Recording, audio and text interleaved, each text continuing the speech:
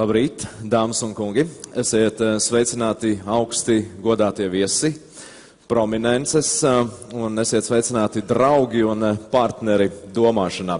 Man ir patiesas prieks jūs sveikt šeit, attīstības forumā ar nosaukumu Kāpēc nācijām izdodas. Un es vēlos teikt, esiet sveicināti arī visi tie, kas skatās mūsu interneta tiešraidē. Šī attīstības fóruma mērķis ir savā ziņā gana vienkāršs. Protams, ka tiem visiem, kas mēs dzīvojam šeit Latvijā, ir ārkārtīgi svarīgi turpināt kvalitatīvu domu un kvalitatīvu diskusiju par to, kam būtu jānotiek ar mūsu valsti, ar mūsu sabiedrību, ar mūsu politiku, ar mūsu ekonomiku nākotnē, tuvākā un tālākā.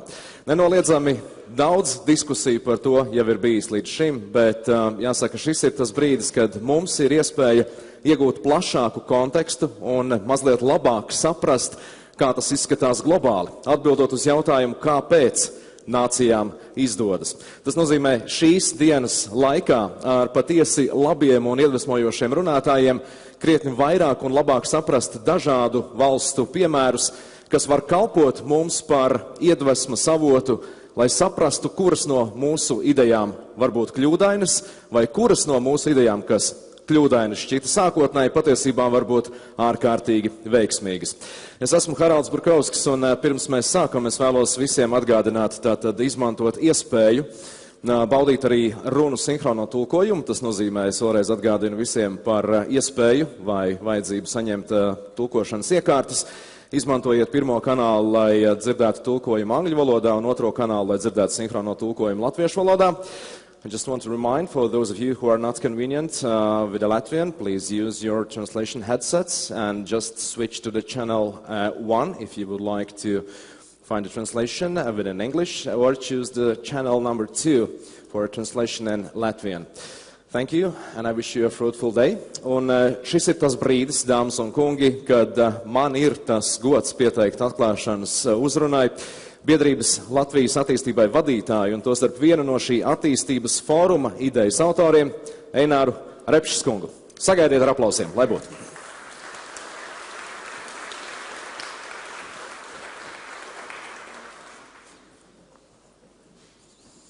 Paldies! Dāmas un kungi, godātie viesi, gan no Latvijas, gan tuvām un tālām zemēm, godātie lektori. Mēs šodien esam šeit, lai mācītos. Nekavēšos ilgi vēsturē, bet tomēr jāpiemin, ka Latvija ir pierādījusi, ka var sasniegt ļoti, ļoti daudz, ļoti īsā laikā. Atcerieties, pēc Pirmā pasaules kara, kad Latvijas teritorija bija izpostīta un valsts tikko nodibināta. Nieka 20 gados mēs pacēlāmies līdz vienas no attīstītākajām Eiropas valstīm. Tolaik daudzos rādītājos nostājoties blakus Zviedrijai, dažos apsteidzot, dažos atpaliekot. Toreiz mēs vairākos rādītājos tālu apsteidzām Somiju. Pēc Otrā pasaules kara, kurš mūsu nācijai diemžēl beidzās tikai 91. gadā, mēs 20 gadu laikā arī esam sasnieguši ļoti daudz. Tā skaitā esam nostājušies blakus 18 attīstītākajām Eiropas Savienības nācijām. Vai mēs esam sasnieguši visu? Vai mēs nevarējām vairāk? Nē, Latvija var vairāk. Tāpat Somija. 91. gadā zinātnes finansējums Latvijai un Somijai bija aptuveni vienāds. Šodien Somija zinātnē vien velta aptuveni tikpat daudz līdzekļus, cik Latvijas visas valsts gada budžets. Tātad mums ir kur augt, mums ir kur attīstīties. Mēs esam gudri, tālredzīgi un veiksmīgi, kā nācija, kā Latvija. Mēs esam strādīgi, bet vai mēs vienmēr esam arī produktīvi? Vai mēs vienmēr izmantojam savu potenciālu līdz tā maksimālajiem līmenim? Mums, protams, visiem ir viens mērķis – būt sekmīgiem, laimīgiem, attīstītiem. Vai to visu esam jau sasnieguši? Acīm redzami, nē. Mēs šodien kavējamies tādā kā depresijā, nezinām īsti par rītdienu, emigrējam, kas galīgi nav savietojams ar tām iespējām, ko mums Latvija var piedāvāt un ko mēs varam Latvijai piedāvāt. Ko darīt? Kā sasniegt iecerēto? Kā neatpalikt mūžīgajā konkurences cīņā? Un šī konkurences cīņa, lai arī var būt draudzīga, bet būs tiešām pastāvēs vienmēr. Mēs darītu gudri, ja mēs necenstos izgudrot velosipēdu no jauna. Galu galā, pat ja mums saplīs televizors, mēs griežamies pie speciālista, pie cilvēka, kas ir pieredzējis, kas ir mācījies. Arī tad, ja mums nav no kā mācīties, kā gadās kara laikā, neutralizējot kādus jaunus, nezināmus ienaidnieku atstātus spridzekļus. Arī tad, ja viens sapieris iet un uzņemās savu grūto nastu, tad mēģina atmīnēt, pārējie viņam ļoti rūpīgi seko binokļos, kas viņam izdodās, kas viņam neizdodas, kā viņš rīkojās, lai sasniegtu mērķi. Citas nācijas šodien pasaulē ir izgājušas līdzīgu attīstības ceļu, ir pārvarējušas līdzīgas grūtības, ir sadūrušās ar līdzīgām neveiksmēm, un mēs no viņiem varam mācīties. Līdz ar to pirmā lieta, ko šodien es gribētu uzsvērt un kam mums vajadzētu pievērsties, ir mācīties. Protams, mācīt arī savus bērnus. Arī politiķiem vajadzētu mācīties. Paradoxālā kārtā tieši politiķi ir tie, kurus neviens īpaši nemāca viņu svarīgajiem darbām. Mums nav universitātes, kurā sagatavotu politiķiskā specialitāte. Visā pasaulē, cik man zināms, nav šādas universitātes. Politoloģija ir kas mazliet cits, bet neviens negatavo politiķus, valsts vadītājus, lēmumu pieņēmējus, nācijas pārstāvjus. Visi politiķi, visi ir cilvēki, kas ir ar ļoti labiem nodomiem, entuziasti, labi speciālisti katrs savā nozarē, bet tieši kā valsts vadītāji mēs visi, un es tā skaitā, esam pašmācības ceļā zināšanas apguvuši amatieri. Un tas mums ir jāsaprot. Mums ir jāsaprot, tāpēc pirmais, kas mums ir jādara, ir jāmācās. Politiķi pārstāv iedzīvotājus, vada valsti, pieņem svarīgus lēmumus. Ir vērts veltīt daļu no laika, lai analizētu tieši sekmīgos piemērus pasaules vēsturē, it sevišķi no modernās pasaules, no mūsu laika biedriem, tuvās un tālās zemēs. Protams, ja kaut kas neizdodas, labāk ir apstāties, paņemt rokās speciālo literatūru, jeb noklausīties to cilvēku pieredzes stāstā, kuri tiešām ir kaut ko līdzīgu pārvarējuši. Mūsu problēmas nav unikāls un neredzētas. Citas nācijas ir sekmīgi tikušas galā ar ļoti līdzīgām problēmām. Ļoti ceru, ka šodien arī mūsu forums, ko mēs translējam un ko mēs pēc tam varbūt izmantosim šīs zināšanas, dos ļoti lielu ieguldījumu gan pašā mācību procesā, gan arī iedvesmā, lai mēs redzētu, ka, ja citi var, tad arī mēs šodien varam. Mēs varam. Otra lieta, ko vajadzētu darīt, ir spraust visaugstākos mērķus un plānot soļus to sasniegšanai. Bez plāna mēs praktiski nedarām neko. Bez plāna mēs nedodamies pat atvaļinājumā. Reizēm dodamies, bet, kā pieredze liecina, visilgāk atmiņā paliek tieši tie atvaļinājumi, kurus mēs esam plānojuši. Līdz ar to mums ir nepieciešams plāns, mums ir nepieciešami mērķi. Jāatzīst, ka mums kā sabiedrībai, kā nācijai patreiz nav sava skaidra attīstības plāna, kuru katrs zinātu, saprastu, un kurā vēlētos piedalīties. Mēs katrs varam pateikt, ko vēlamies sasniegt savā dzīvē, kādēļ mēs mācamies, strādājam, ejam uz darbu, bet vai mēs varam pateikt, ko šodien cenšamies sasniegt kā nācija? Ja nē, tad tā nedrīkst ilgāk turpināties, jo ja mēs nezinām, ko mēs visi kopā cenšamies sasniegt, tad mēs nevaram tajā apzināti piedalīties. Ilgtermiņa stratēģiskais plāns ir pilnīgi nepieciešams. Tikai tad, ja mēs esam vienojušies par stratēģisku mērķi, varam arī rīkoties, lai to sasniegtu. Tikai tad varam katru dienu strādāt ar apziņu, ka šī diena nepaies veltīgi, ka būs viens mazs solis pretī lielajam mērķim. Tikai tad, ja mēs visi saprotam un apzināti piedalāmies, tikai tad mūsu gudro, talantīgo cilvēku potenciāls var tikt līdz pilnībai izmantots un liederīgi izmantots. Šim plānam ir jābūt vienkāršam un saprotamam, bet arī pamatotam un pārdomātam. Vienkāršam un saprotamam, lai tas spētu aizskart un iedvesmot katra Latvijas pilsoņa sirdi. Fundamentālam un pārdomātam, lai tas tiešām arī strādātu un uz to varētu droši paļauties. Šeit nav pretrunu. Vienkāršs un saprotams reizē gandrīz garantēti ir arī pamatīgs un pārdomāts. Augstākās izglītības jomā sen ir zināma patiesība, ka jo izcilāks profesors, jo vienkāršāks un saprotamāks ir viņa lekcijas. Sen zināma lieta, ka labākās un saprotamākās grāmatas raksta tieši Nobel prēmiju laureāti. Vienalga, vai kā piemēru mēs minētu Polu Samelsenu un viņa ekonomiku, vai Richardu Feynmanu un viņa fiziku. Trešā lieta, ko es gribētu pieminēt šodien, kā absolūti nepieciešama, ir sadarbība. Mums ir jāmācās sadarboties. Ja nepratīsim sadarboties, tad nebūs arī rezultātu. Drīzāk būs tāda liela brauna kustība, haotiska kustība, turpu šurpu bez redzama rezultātu. Ja nesadarbojamies, mēs traucējam paši savai attīstībai. Nezinu, kas tas ir mūsu gēnos, kas liek vispirms noriet citam citu un tikai tad mēģināt saprasties. Lielās lietās mūsu nācija vienmēr ir spējusi atrast kopīgu valodu. Sīkās tā gandrīz vienmēr ir šķēlusies. Ja mēs būtu spējīgi saprast un pieņemt, ka mūsu attīstība, mūsu nākotne, mūsu konkurētspējīga nav maznozīmīgas lietas un ka to dēļ ir vērts vienoties. Vienoties un sadarboties, tikai nācijas, kas ir spējušas sadarboties, ir bijušas sekmīgas. Protams, ja nav visiem saprotam mērķi un plānu, ir grūti sadarboties. Ja plāns nav balstīts uz pieredzi un zināšanām un ir kļūdains, tad nav jēga sadarboties.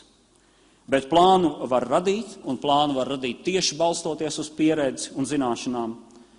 Tās ir pieejamas citu veiksmīgu nāciju pieredzes un zināšanas, mūsu pašu vēstures pieredzes un zināšanas. Par sadarbības nozīmi es ceru, šodien daudz dzirdēsim arī šīs dienas forumā. Visas trīs pieminētās lietas - mācīties, plānot, sadarboties - ir vienlīdz svarīgas un labi strādās tikai to apvienojumā. Mēs to varam. Latvija var sasniegt vairāk. Lai arī šajā forumā šodien dzirdētais un uzzinātais mums palīdz un iedvesmo. Paldies jums visiem, kas ir šodien klāt ar mums. Paldies lektoriem, lai mums visiem šodien veiksmīga un produktīva diena.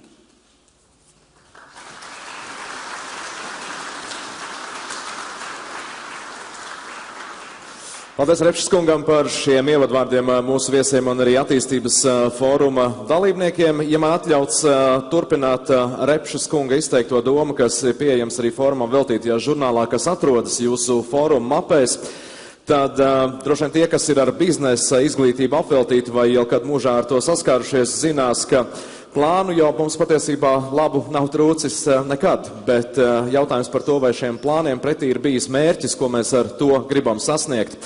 Un bieži vien plānošana mums ir bijusi gana bezmērķīga lieta.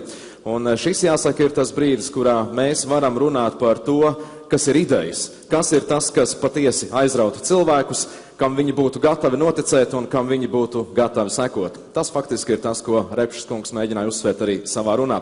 Bet šis ir brīdis, kad es uz šīs skatuves jūsu visu priekšā vēlos aicināt vēl vienu fóruma iniciatoru, organizatoru un tostarp arī fóruma idejas autoru, līdztekus jau pieminētiem Repšas kungam, un tas ir Ekonomistu apvienības 2010 prezidents ekonomists Ojārs Kehris. Un ja mēs runājam par Ekonomistu apvienību, tad viņu pašu vārdiem runājot, protams, domāšana par Latviju, par valsti un par attīstību, Ekonomistu apvienības redzes lokā ir bijusi jau kopš 90. gadu vidus. Tas nozīmē jau savus 20 gadus. Dāmas un kungi, Ojārs Kehris.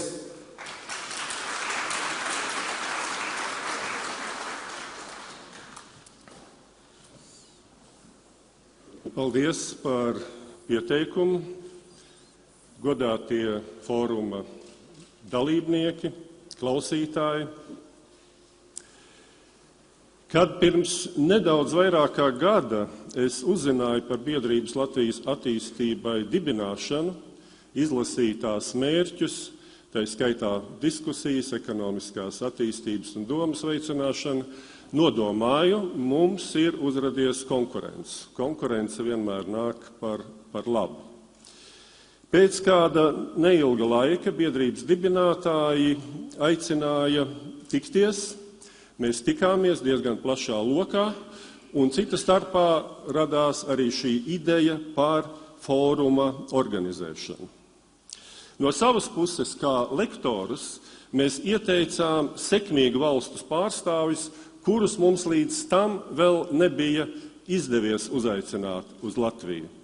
Un jāatzīst, ka fóruma rīkotājiem, ka attīstības biedrībai tiešām ir izdevies uzaicināt un sapulcēt lielisku komandu.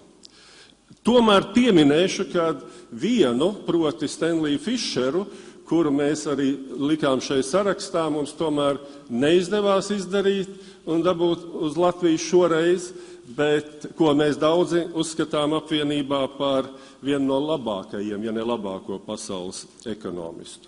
Bet komanda ir lieliska, un es ļoti gaidu šo dienu. Kas ir sekmīga valsts?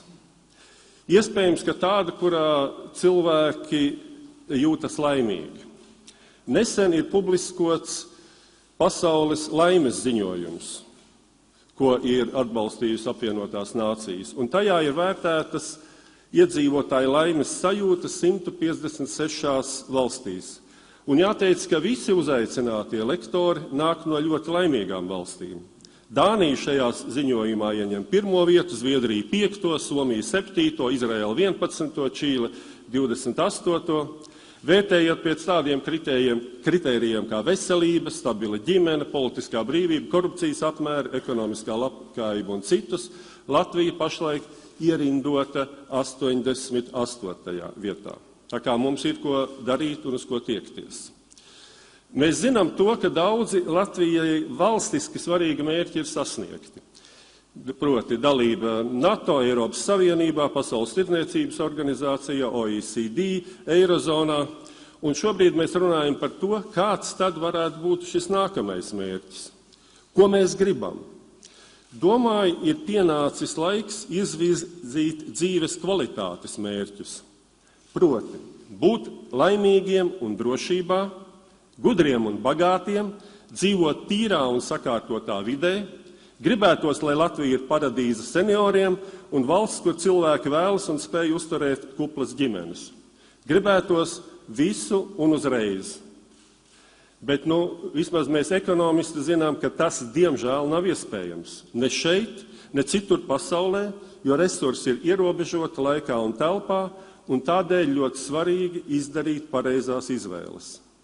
Svarīgākais, ko es sagaidu no biedrības Latvijas attīstībai un varbūt arī daļēji no šī fóruma, ir tas, ko mēs paši ekonomistu apvienību pēdējos gados neesam sasnieguši. Proti spējuši palīdzēt Latvijai vienoties par ātrumu un secību, kā sasniedzams tas, ko gribam vairākuma izpratnē. Pirms šī fóruma runājot par to, es saskāros ar to, ka attīstības biedrība tomēr ir ļoti saistīta ar Eināra Repšas vārdu, un daudz arī to tā sauc par Repšas biedrību. Lai gan vienlaikus Einārs vienmēr ir savā dzīves gaitā izvirzījis ļoti daudz citus līderus, kuri pirms tam ir mazāk redzēti. Un tādēļ tomēr atļaujiet man, jo redzu zālē ne tikai ļoti daudz pazīstams sejas, bet arī jaunākus cilvēkus, atļaujiet man tomēr nelielu atskatu pagātnē. 1990. gadā Tautas frontes uzdevumā veidoja augstākās padomes ekonomikas komisiju, kurā man izdevās apvienot tā laika ekonomistus spožākos prātus. Un biju pārsteigts, kad mani uzmeklēja tolaik viens no Latvijas Nacionālās neatkarības kustības līderiem, gados jaunais Einārs Repša, un izteica vēlmi strādāt šajā, nevis kā es biju sagaidījis, aizsardzības komisijā. Uz jautājumu, ko viņš tieši vēlas darīt, skanēja atbilde – mācīties ekonomiku, jo tā izšķirs Latvijas nākotni. Jāsaka, Einārs mācījās ātri un jau drīz sekmīgi vadīja banku apakškomisiju, kad pienāca laiks dibināt Latvijas banku un bija grūtības izraudzīties tās vadītāju, jautāja arī Repšas viedokli. Un pēc kāda brīža skanēja atbildi, varbūt man pašam jāķeras klāt. Godīgi sakot, biju drusku apmulsis, taču pēc pārunām ar nozares autoritātēm man kļuva skaidrs, ka gada laikā šis jaunais cilvēks pats bija kļuvis par cienījumu autoritāti banķieru vidū, un es joprojām lepojos, ka pat 2 reizes esmu viņu virzījis Latvijas bankas prezidenta amatam un pieredzējis jaunākā centrālās bankas vadītāja tapšanu par ļoti veiksmīgu bankas vadītāju. Pēdējā zīmīgā saskare, ko vēlos šodien pieminēt, notika 2002. gadā, īsi pirms viņa uznāciena uz politikas skatuves. Kad jautāts pēc padoma, es Eināram ieteicu nesteigties. Tā vietā viņš izveidoja jauno laiku, kļuva par ministru prezidentu, finanšu aizsardzības ministru, daudz strādājis, strēba karstu, kļūdījās. Kādēļ es to visu stāstu? Kāds varbūt domās, tā ir ļoti reklāma. Es stāstu to viena iemesla pēc, ka, manuprāt, tas būtiskākais, kas tajā laikā viss bija, kad Einārs uzskatīja, ka vajag visu un uzreiz, kāds tur plāns, kādi tur mērķi, jāiesaistās kaujā, un tad jau redzēsim, kas no tā iznāks. Plānojot šīs konferences programmu, es partneriem ieteicu rīkoties sekojoši. Uzklausīt ārvalstu lektorus, un tad uzreiz organizēt diskusiju, apspriest, ko no dzirdētā varam mācīties un ieviest pie mums Latvijā. Man par pārsteigumu sekoja atbildi.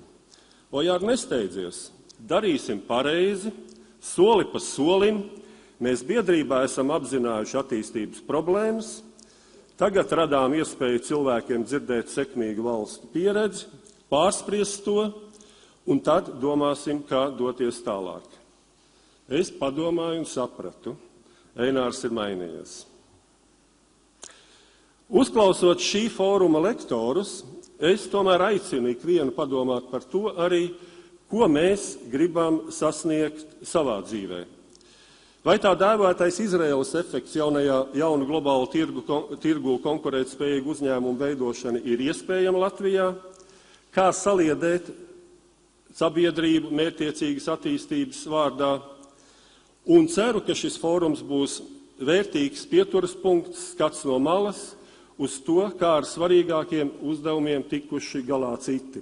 Bet, ja tiem ir tikuši galā citi, kāpēc gan ne mēs? Arī mēs to varam.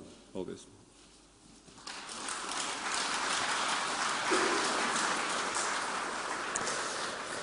Paldies Kehra kungam arī par šo uzrunu. Līdz ar to mūsu nosacīta fóruma ievada sesija ir noslēgusies, un mēs tiešām esam gatavi uzklausīt jau tiešām lektorus, kurus esam aicinājuši dalīties attīstības fórumā, atbildot uz jautājumu, kāpēc nācijām izdodas.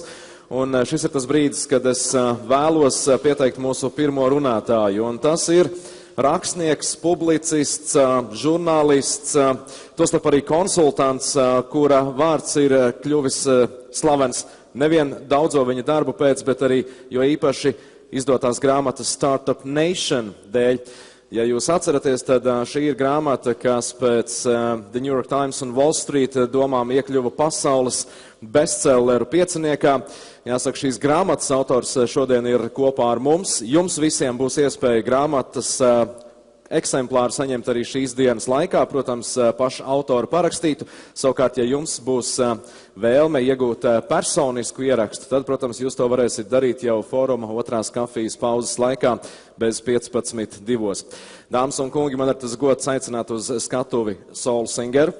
Tātad grāmatas Startup Nation autoru, un es vēlos jums atgādināt, ka sākot ar šo brīdi arī jums ir iespēja uzdot savus jautājumus lektoriem interaktīvā formā, izmantojot mobilo tālruni un sūtot izziņu jautājumu formā vēlams angļu valodā uz numuru 159, un priekšā tātad izziņai lietojot 3 lielos A burtus.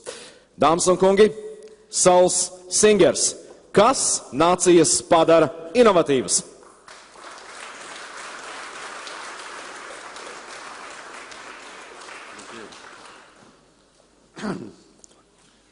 Thank you very much. This is my first time in Riga, and I already feel at home here because this is one of the few places I've been speaking in countries, many different countries around the world as the book has come out in different languages, and it's not usually the case that I can come to a country that's smaller than Israel. It's a very nice experience for me, and I think actually we're going to be speaking about this, about what small countries have in common, and actually how important this is, and how this is actually an asset, not a liability. But and I also felt at home with the first speech and the second speech, talking about planning, about lack of planning or planning. Israel is a country where we think planning is when we are looking ahead till next week. We're not a country that has done a lot of planning. We sometimes try. It's not very successful. One of the countries I traveled to recently was Singapore.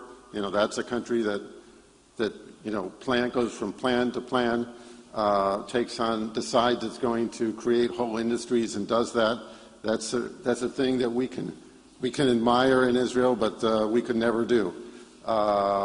We're on the other side of the spectrum. We improvise, we make it up as we go along, and that has advantages as well.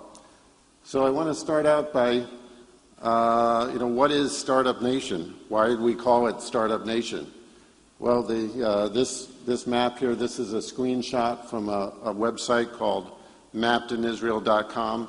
It shows some of the startups in the Tel Aviv area, some of the co-working spaces, venture capital funds, and so on. And this is why we call it Startup Nation, because there are more startups in Israel than anywhere outside of Silicon Valley.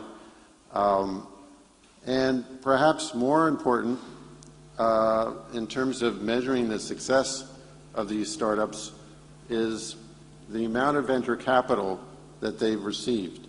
A lot of these startups kind of come and go. We don't even know that they exist before they disappear. A number of the ones we wrote about in the book have already failed, disappeared. Other ones we hadn't thought of have come up. That's the way it goes. But one measure of an innovation sector is venture capital, whether these startups are able to attract outside investment. And Israel is now receiving about 2.5 times as much venture capital per capita as the United States, about 30 times as much as Europe on average, again per capita, not in absolute terms, though even in absolute terms, Israel is as much or more than the major European countries like Germany and the UK in terms of venture capital. So this is really what made us decide that we needed to write a book about this. There was something important that needed to be explained here. So what I'm going to talk about, if I can figure this work. How do I go to the next one?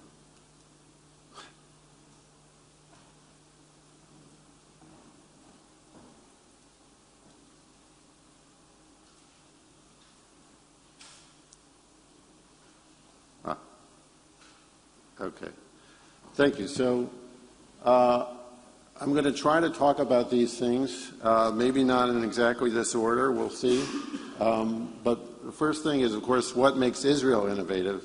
The second, what makes countries innovative. The third part may have to go to the questions about some ideas for entrepreneurs. And the fourth part is very interesting and important, I think, context for us, as for every country, is where the world of innovation is going. Now, we need, though, to start with a myth about innovation. We actually think that innovation is about ideas. And you can see this because if you put the word innovation into Google Images, these are the pictures that will pop up. I just pulled these from Google Images when you're searching for the word innovation. Lots of light bulbs, because we think of innovation as ideas. The symbol of the idea is the light bulb, so that's the symbol of innovation. Now, there's a problem with that idea, is that ideas are really not the most important part of innovation. We all have ideas. Lots of countries have ideas. If you look at the numbers of patents in the world, the top countries in patent density, patents per capita, Israel's among those countries, but there are countries that have more patents per capita in many areas. And yet, if you compare these top countries in patents, Israel has many more startups than those other countries. So the other countries are getting the ideas, but they're not getting the startups, which shows that it's not just about ideas. So first question is that innovation is not just about ideas. The second is that we think of innovation as being about technology. And this is very true, especially in Israel. Israel is a very tech-heavy country. This is an advantage for us, and it's also a disadvantage. Actually, technology is not as important as most people would think for innovation. It's really one component, just like the idea is one component. The technology is just one component. I mean, think of a company like Facebook. Did Mark Zuckerberg invent the technology? No. Google, yeah, there's an algorithm in there somewhere. But the essence of it is technology is part of it. It's built on technology. Even an iPhone, Apple. There's lots of technology there, but what makes Apple different than other companies is not necessarily the technology, really. They would like to say it is. But it really is about the magic that they add to it, the design, the marketing, the aura that Apple has managed to build around itself. And that's not technology. So innovation is not technology either. So what is innovation? We think that there's something that comes out of Israel that helps explain this, what innovation is, kind of from the Israeli experience. And that is that there are really two big ingredients that you have to add to ideas to get innovation. The first is what we call drive. A drive is just one word for it. There are a lot of words for it. Determination. In the book we talk about chutzpah, that funny word that means brash or audacious. It means the craziness of a startup that thinks it's going to change the whole world. Everybody is doing one thing, one way, and a few people, young people, are going to come along and with a better idea, and everyone is going to move to that idea. That's chutzpah. That's drive. That's determination. And the third additional ingredient is a willingness to take risks. And that's critical because many of you here, I'm sure, are entrepreneurs, are in business of some kind or another. And anyone who is an entrepreneur knows that there are two big things that happen as an entrepreneur. You come up with that idea, like everybody else, you've got a great idea. But what makes you different is you really believe in that idea so much that when you tell everybody your idea and everyone says it's a crazy idea, it's a stupid idea, that's what happens when you're an entrepreneur. The first thing, everybody reacts to new ideas by saying it's not a good idea. That's the general reaction to a new idea. And what makes the entrepreneur different is they don't care. They just keep going. They have that drive. And the second thing that everyone will tell that entrepreneur is, don't do it. Don't do a startup. It's too risky. Most startups fail. And they're certainly right about that. Most startups fail in Israel. Most startups fail in Silicon Valley. Most startups fail everywhere. And the entrepreneur goes ahead anyway. So the real question of the book became, where does Israel get those two additional ingredients? Where do we get a little more drive, a little more determination, a little more willingness to take risks, maybe than other countries? And there are three big factors. We talk about 7 or 8 different factors in the book, but there's 3 factors I'd like to mention. The first is that Israel itself is a startup. These are kids founding a kibbutz in Israel in 1948. Israel started with a crazy idea that most people would say wouldn't go anywhere. It took a lot of drive and determination to make that idea a reality. It took a lot of willingness to take risks to make that idea a reality, not just 100 years ago or 60 years ago, but continuously through our history. So what's happened in Israel is that without really realizing it or understanding it, Israelis are born into an environment where they understand that you have to be somewhat driven and willing to take risks for there to be a country around you in the first place. It's kind of baked into the history and culture of the country. And I have to say that here in Latvia, I think that you, with your history, you have some of that you don't take your existence necessarily for granted. You have been buffeted about by the huge neighbors on either side of you, and you haven't always had your independence, and you fought a lot for your independence. So you also don't take your independence and your existence for granted. So you know that feeling that we have. Now, another big area that people is very surprising, I think, to people, is that we have this thing in Israel called the military, and most people, when they think of the military and innovation, first of all, they don't think of those two things together at all. You know, that's like the least innovative place they can find. And of course, in Israel, Israelis also complain about all the bureaucracy, and they don't think of the military as necessarily an innovative place. But then they think, okay, so how can the military be connected to innovation? Well, maybe it's about technology that's developed in the military and spills over into civilian stuff. And yes, that happens. It's true that some of these technologies turn into startups, related to security, related to all kinds of things. But most of the startups in Israel are not security related. Ag tech is huge, biotech is huge, clean tech is huge, nanotechnology. A lot of it's not related directly to military technology. And also, we'll talk about this later, but Israel spends 4.5% of its GDP on civilian research and development. That's almost twice the OECD average. That's not counting the military R&D. So that's not the answer either. And we also, in the book, I think people who start learning a bit about Israel, they learn that there are particular units that are very high-tech oriented, that produce a lot of people who go into high-tech. They're very interesting units. One's called the 8200 unit, an intelligence unit, the Air Force, and so on. And that's part of the story. It's very interesting. But that, too, is not really, we think, the most important impact of the military.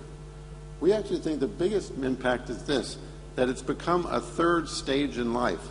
There's 3 stages in life. In most countries, you have school and you have work.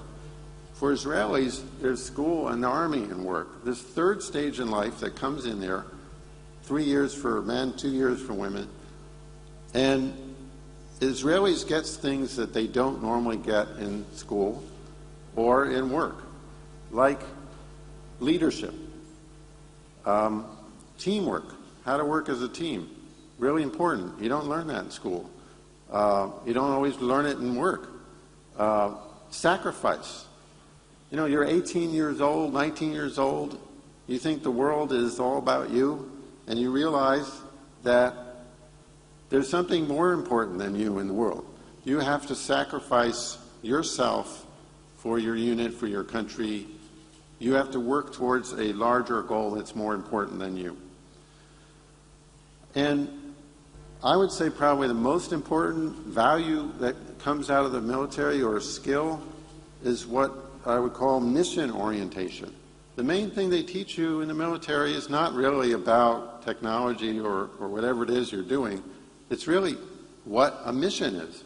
A mission is something that has to get done, that people's lives depend on it. It's very important. You have to succeed, but on the other hand, you have to take risks. And how do you balance the need for success with the need to take risks? And this is the fundamental dilemma that entrepreneurs and business people of all kinds are dealing with all the time. And it's something that Israelis are trained in the military. They come out of the military mission-oriented. They know what a mission is, and a startup is a mission.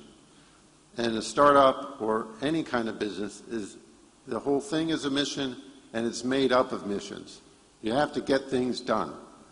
And so it's very, very important for this story. The third factor I'd like to talk about is immigration. We're a country of immigrants. This has been very, very important for us. Why? Because immigrants are natural entrepreneurs. They naturally have both of these two elements that I talked about earlier. They were driven enough to move from one country to another. They were willing to take a risk when they moved from one country to another. So it's really not surprising that in many places, immigrants are the entrepreneurs. We know this around in Europe, in Asia, in the U.S. I mean, in Silicon Valley, something like half of the companies were started by immigrants in Silicon Valley.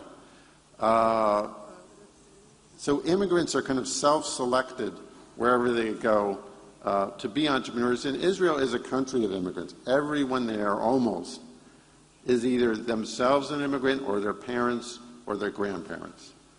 So it's a country that works very hard to absorb its immigrants. That's an important part of it. And has an immigrant mentality, which I think helps us be more entrepreneurial. So what makes countries innovative? So this is what a lot of countries think makes countries innovative. This is a tech park. Countries, when governments think about how to become more innovative, they tend to think about two things. One of them is, let's build a tech park. And tech parks are beautiful. They're great things. They are really great for corporates, for big companies that, you want to bring an Oracle or an Intel or whatever, and you need to put them in a nice tech park. And of course, those kind of big companies are very important for an innovation ecosystem. So I'm not denying the importance of corporates and tech parks, but I would say that if you want startups, this isn't usually going to help, because the startups don't really like to be in tech parks. That's not where you usually find them. So when it comes to startups, this doesn't really help. Now, another thing that countries tend to think of when they think, okay, we've got to become more innovative, is they think we really need to... Okay. There we go. We really need to increase our R&D spending. We're only spending 1% of our GDP on R&D. We got to get that up to 2% or whatever. And yeah, it's true. Israel spends 4.5% of its R&D, of its GDP, on R&D, which is huge. But that's not because the Israeli government is so brilliant. They never sat down and decided, we're going to spend that much on R&D. The reason Israel spends that much is we have so many R&D centers. We have hundreds of major companies Google, Microsoft, Intel, IBM has bought something like 12, 13 companies, Cisco, another 10 companies. There's hundreds of these, the who's who of technology, slowly from other parts of the world like Samsung and Huawei and British Telecom is big, Siemens is involved. There's lots of international companies, mainly from the United States, but increasingly from other parts of the world. And the combination of all these thousands of startups and these hundreds of major R&D centers, that's what produces the high R&D spending, not the other way around. It's a product of a healthy innovation sector. It's not doesn't come from the R&D spending. So it's hard to get an innovation sector by trying to increase R&D spending. So how do you do this? How do you become more innovative? So the secret is actually more in places like this. Here's a coffee shop on Rothschild Boulevard in Tel Aviv. This is the kind of place where startups like to be. You all know places like this where everybody's got their laptops open and is working on something. And I mean, think about where those laptops are open, where all those people are sitting doing startups. They're basically doing in the cool neighborhoods. That's where they want to be. That's where all of us want to be. We want to be sitting in a place, in a nice coffee shop, in a lively part of the city where there's stuff going on. So it's the most up and coming, often not the fanciest part. Usually it's a part that's kind of more run down, like in London, the part of town where most of the startups are, they're calling it Silicon Roundabout, is an area of town that's between the main part of the city and the Olympic Park. It was kind of a lost part of town. But that's where, because the rents were cheap and there were, I guess, good restaurants and things, that's where the startups gravitated to. And the City of London actually did something smart. Instead of building another tech park, they simply drew a circle around that part of town and they said, this is Tech City. We're going to call this Tech City. So they kind of just went to where the startups were organically coming up.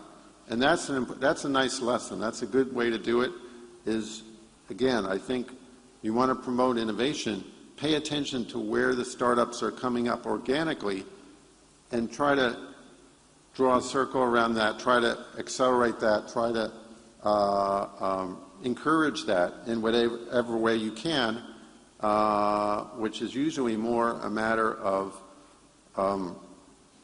being helpful rather than spending a lot of money. So that's where you'll find the startups. Now, I want to talk about what makes people innovative and what makes countries innovative together. We know this about people. We know that people are different. We know that when we try to build a startup or a big company, that the way to do it is not to collect a lot of people who are identical. If you're looking for a partner in a business, you don't want to get someone just like yourself.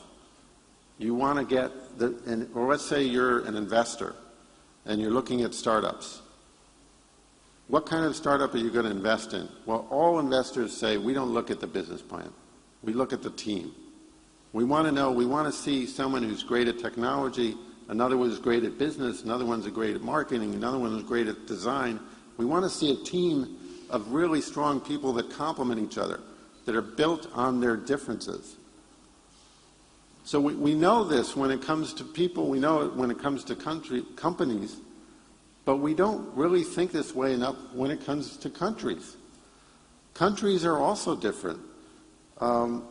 Countries,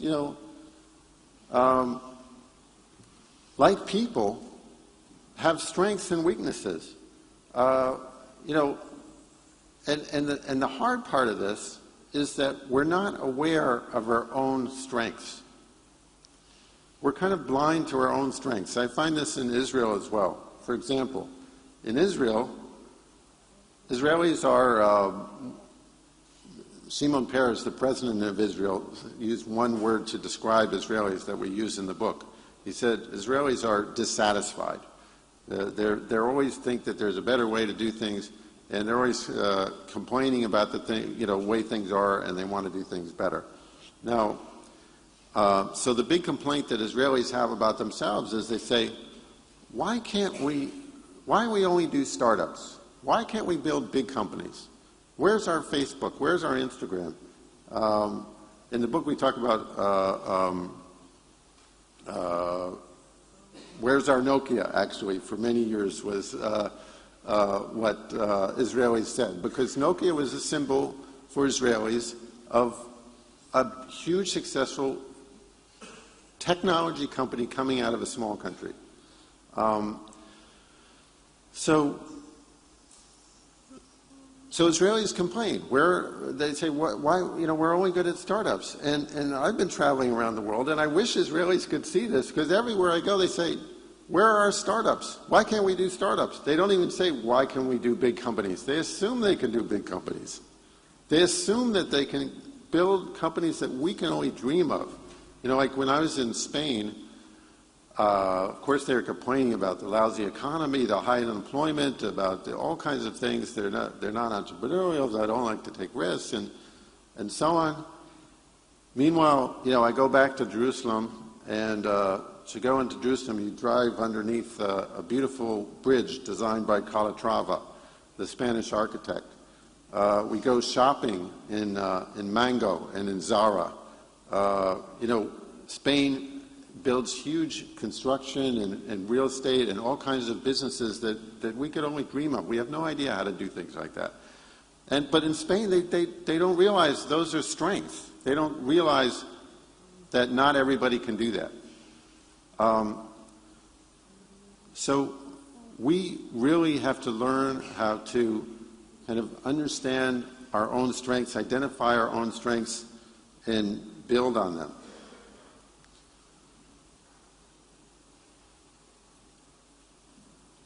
There we go. So we'll get back to that more as we go on. But I want to talk some about where the geography of innovation is going. Now this, basically in 1950, there was only one innovation center in the world, and that was Silicon Valley. It was the beginning. Now, the Silicon Valley has a long history. Hewlett-Packard, the anchor company of Silicon Valley, was founded in 1939. Intel, for example, was founded in 1968.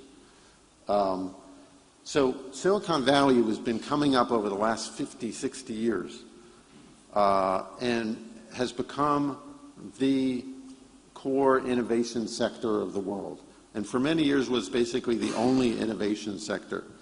And then, we started coming online around 1990, this little kind of offshoot almost of Silicon Valley, of a place that was developing technology that was, if you look at Intel, for example, Israel, many of the chips made by Intel that are in your computers, going way back to the 386 chip, if anybody can remember that.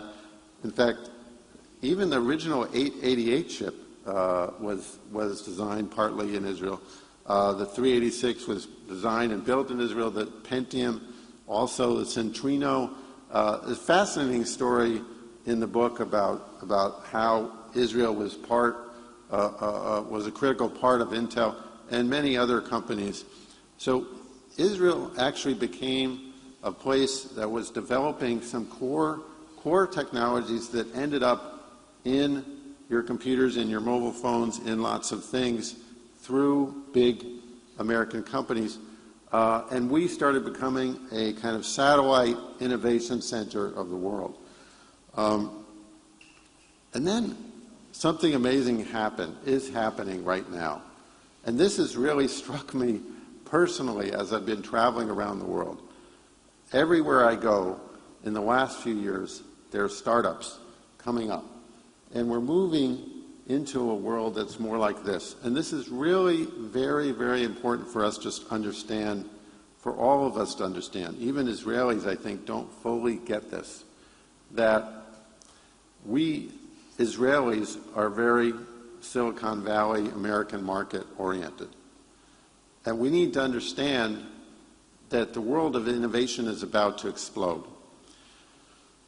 That within the next decade, we're going to see major innovation centers in every part of the world. And what's exciting about this time that we're in is we don't know where they're going to be.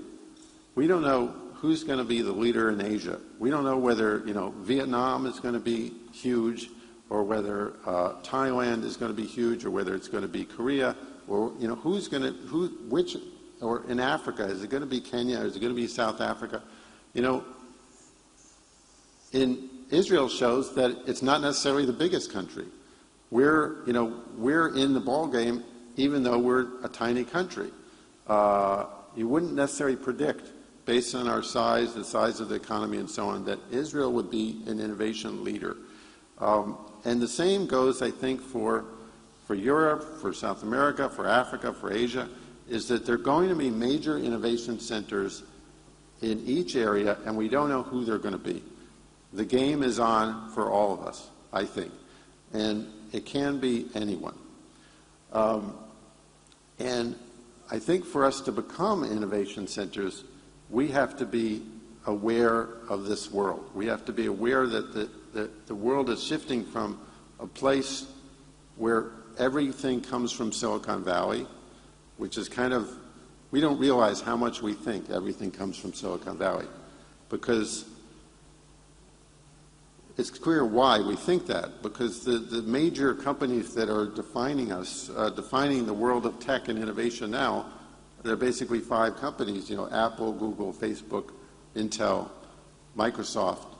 They're all from that little part of the world. But that's not the world going forward. That's not going to be the world 10 years from now. The world going forward is going to have innovation coming from all over the place. I just picked a bunch of random examples. Of course, we know Skype from around here.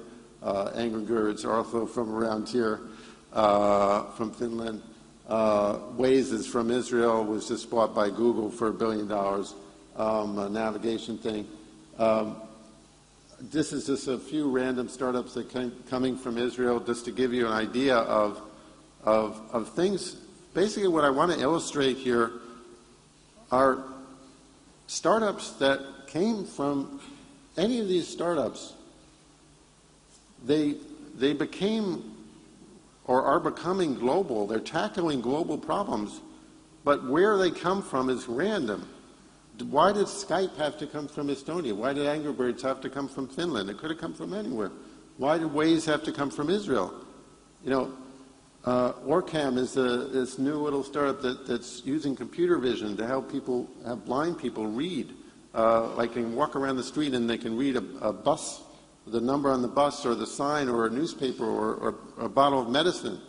Takadu is the thing that's taking municipal water systems, applying software algorithms, and finding 30 to 50% of water just leaks out of our municipal water systems, and it's finding those leaks just with software. Biogaming is a little place that is using games like Wii and Kinect to do physiotherapy. So it's much more effective, it's much more fun, kids can do it, it doesn't hurt so much because you're playing a game. So it's like a huge breakthrough in physiotherapy. Farmigo is this little company that's connecting farmers directly to consumers, because people want to buy fresh food. They don't want to pay all these middle people. The farmer wants to make more money. Instead of losing 80% of the money along the way, they can keep 80% by selling direct to the consumer. And this is basically applying software to the whole issue of food. MindLab. This to me is a critical thing, a company that most people haven't heard of, even in Israel, and I think is revolutionary. It's reinventing education by teaching things that you don't normally learn in school, like strategic thinking, decision making, emotional intelligence, and it's teaching them through games. And this coming year, there are going to be 1 million kids in Brazil who are using this system, this Mind Lab system. And to me, actually, this is a beautiful example of combining the strengths of different countries. Why? Because, you know, that little Israeli startup that came up with a brilliant idea back in the 90s basically would still be nowhere right now. They might have been out of business by now. Except what happened was the guy from Brazil found them and said, this is amazing, I want to take it to Brazil. And the Brazilian was the one who figured out how to get into the Brazilian school system. That's a business problem. That's not a technology problem. That's a business model problem. It's the kind of problem that the Israeli team would never have been able to figure out. Yet the Brazilian knew how to do it, and he did it. And he's been the one who's scaling the company, basically. So now this is a company that is a Brazilian-Israeli company built on the strengths of both sides. And this could be a global company doing this both in developing countries and richer countries. And the last one I'll point out is M-Pesa.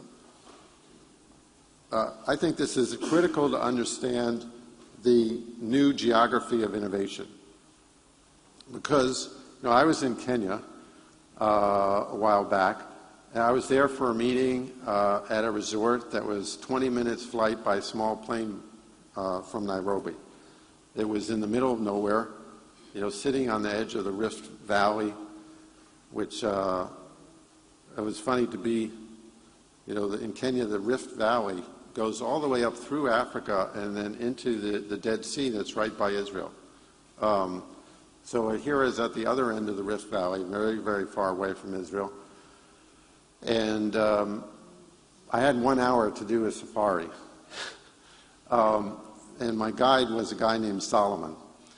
And he had lived in a village that was about 3 hours walk away from there.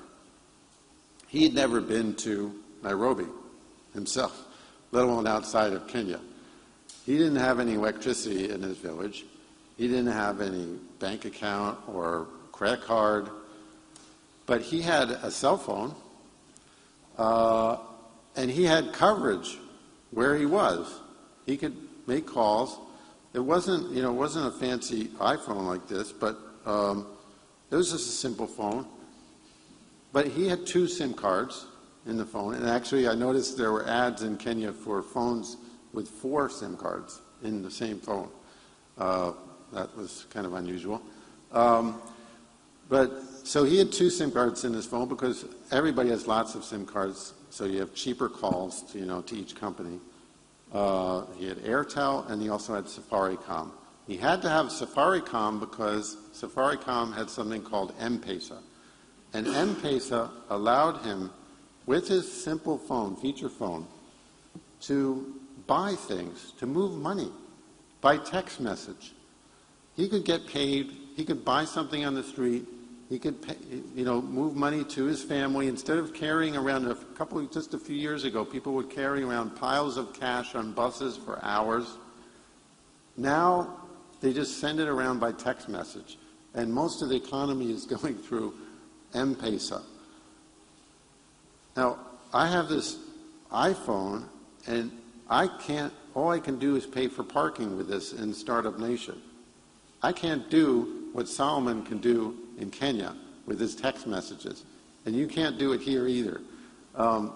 So basically what's happened is that Kenya is farther ahead in mobile payments than the United States, than Europe, than Israel. This is called leapfrogging. This is called taking the fact that you don't have all kinds of infrastructure, that you're behind 50 years in your banking system, and turning it into an advantage. Because in most countries, wherever they've been trying to do M-Pesa in more advanced countries, the banking system kills it. You know, the banking system comes along and says, well, you know, how could telecoms do banking? They're not allowed to do that, and it doesn't go anywhere.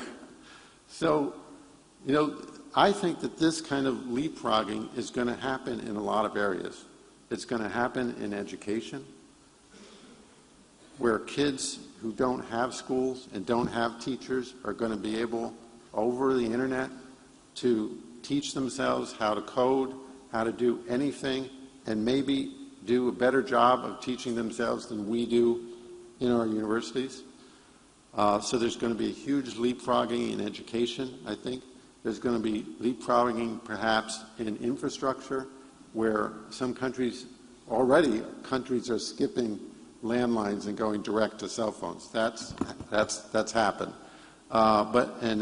They're also kind of skipping PCs and going directly to phones and tablets in terms of internet. I mean, a lot of the next billion people in the world are probably not really going to know what email is, because they're going to get internet directly through their phone or tablet, and they're never going to use email.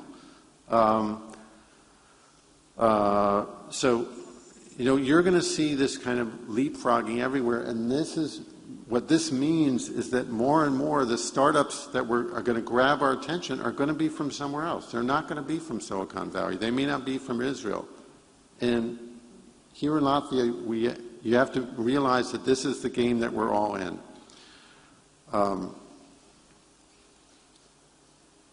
So I want to end. I said that size is very important, and that for Israel, our size has been, normally you would think of it as a disadvantage, but it's become an advantage. And that's because when you think about Israeli companies, if you're an Israeli startup, a company in most countries, you start with the local market, and then you go to the regional market, and then you go to the global market. In Israel, we basically have no local market because we're so small. We've been cut off from the regional market, so we've had to think global from day one. And I think, Latvia, of course, is integrated into regional market increasingly through the Eurozone and so on. And yet, even historically, you have been, cut off somewhat by language, by culture from the region around you. And you're certainly a small country that can't rely on its local market. So that's an advantage. It's very hard for companies in big countries to think globally. Imagine a company in China trying to think globally when they've got that enormous market that they're sitting in. It's very hard. So here in Latvia, it's actually an advantage to be small. And I think that what you have to keep in mind is that small is not only global, but that these kind of innovations can come from everywhere, anywhere. There's no reason why it can't be Latvia. There's no reason why Latvia can't be an innovation leader. There's no reason why the next Skype or Facebook even, or Instagram, or any of these ways, all these things, can't come from Latvia. And in terms of what it will be, though, it is about building on your own strengths. And I asked, as I was preparing for my visit, I asked Krista, who's been amazing organizing this whole event, what are some strengths of Latvia? And I've only been here a few hours, but I'm already seeing it in terms of the storytelling, this strength of folklore, of history, of dance, of this pride in Latvia's place, this ability to keep an identity over many, many years, despite big cultural competition around it. This is something that's very important, I think.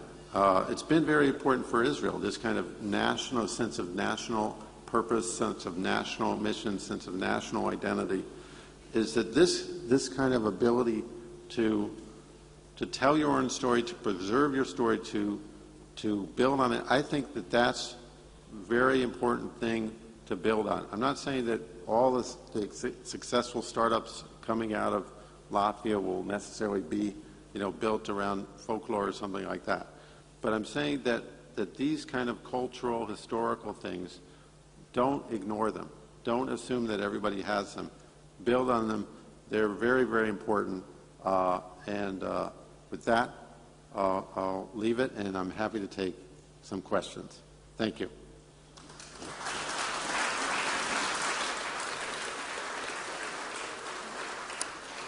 Paldies Solam Singeram, un laiks uzdot arī dažus jautājumus, tos, kas ir iesūtīti ir SMS formātā, tad mūsu fóruma laikā.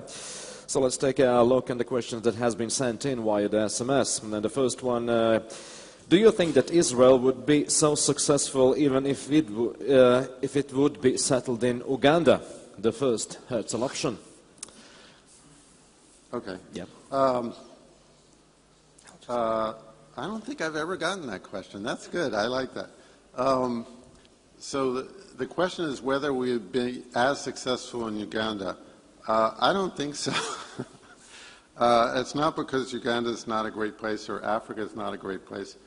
I think, though, for the reason that I just mentioned, is that part of our strength is our national story, is our connection to 3,000 years of history, is our connection to a land, is our connection to the story of recreating sovereignty that had disappeared 2,000 years before, recreating a national language, Hebrew. The Hebrew language is itself sort of a startup. I think that kind of the power of that identity, of that mission, of that meaning, I think it would have been hard to do that in Uganda.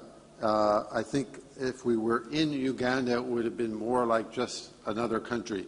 And I think those kind of national, the kind of national uniqueness is very important to the strength of a country moving forward. The next question is, until now, science and technology has developed exponentially. The question is, what's going to happen after the innovation boom that you have mentioned? Well, there really is no after in terms of the pace of innovation is just increasing. And you can see this in your own lives. Basically, a few years ago, just a decade ago, Facebook didn't exist. The internet basically didn't exist. Cell phones basically didn't exist. Almost everything that kind of dominates our lives is only about a decade old. So we think that the pace of change in our world is pretty quick. I'm telling you that over the next 10 years, the change is going to be even quicker. Our world is less recognizable. 10 years from now will be less recognizable to us than the world today is to ourselves 10 years ago. The pace of change is increasing. And that, I think, is a simple explanation why so many countries around the world are focused so much on innovation. They realize that it's very hard to make a plan.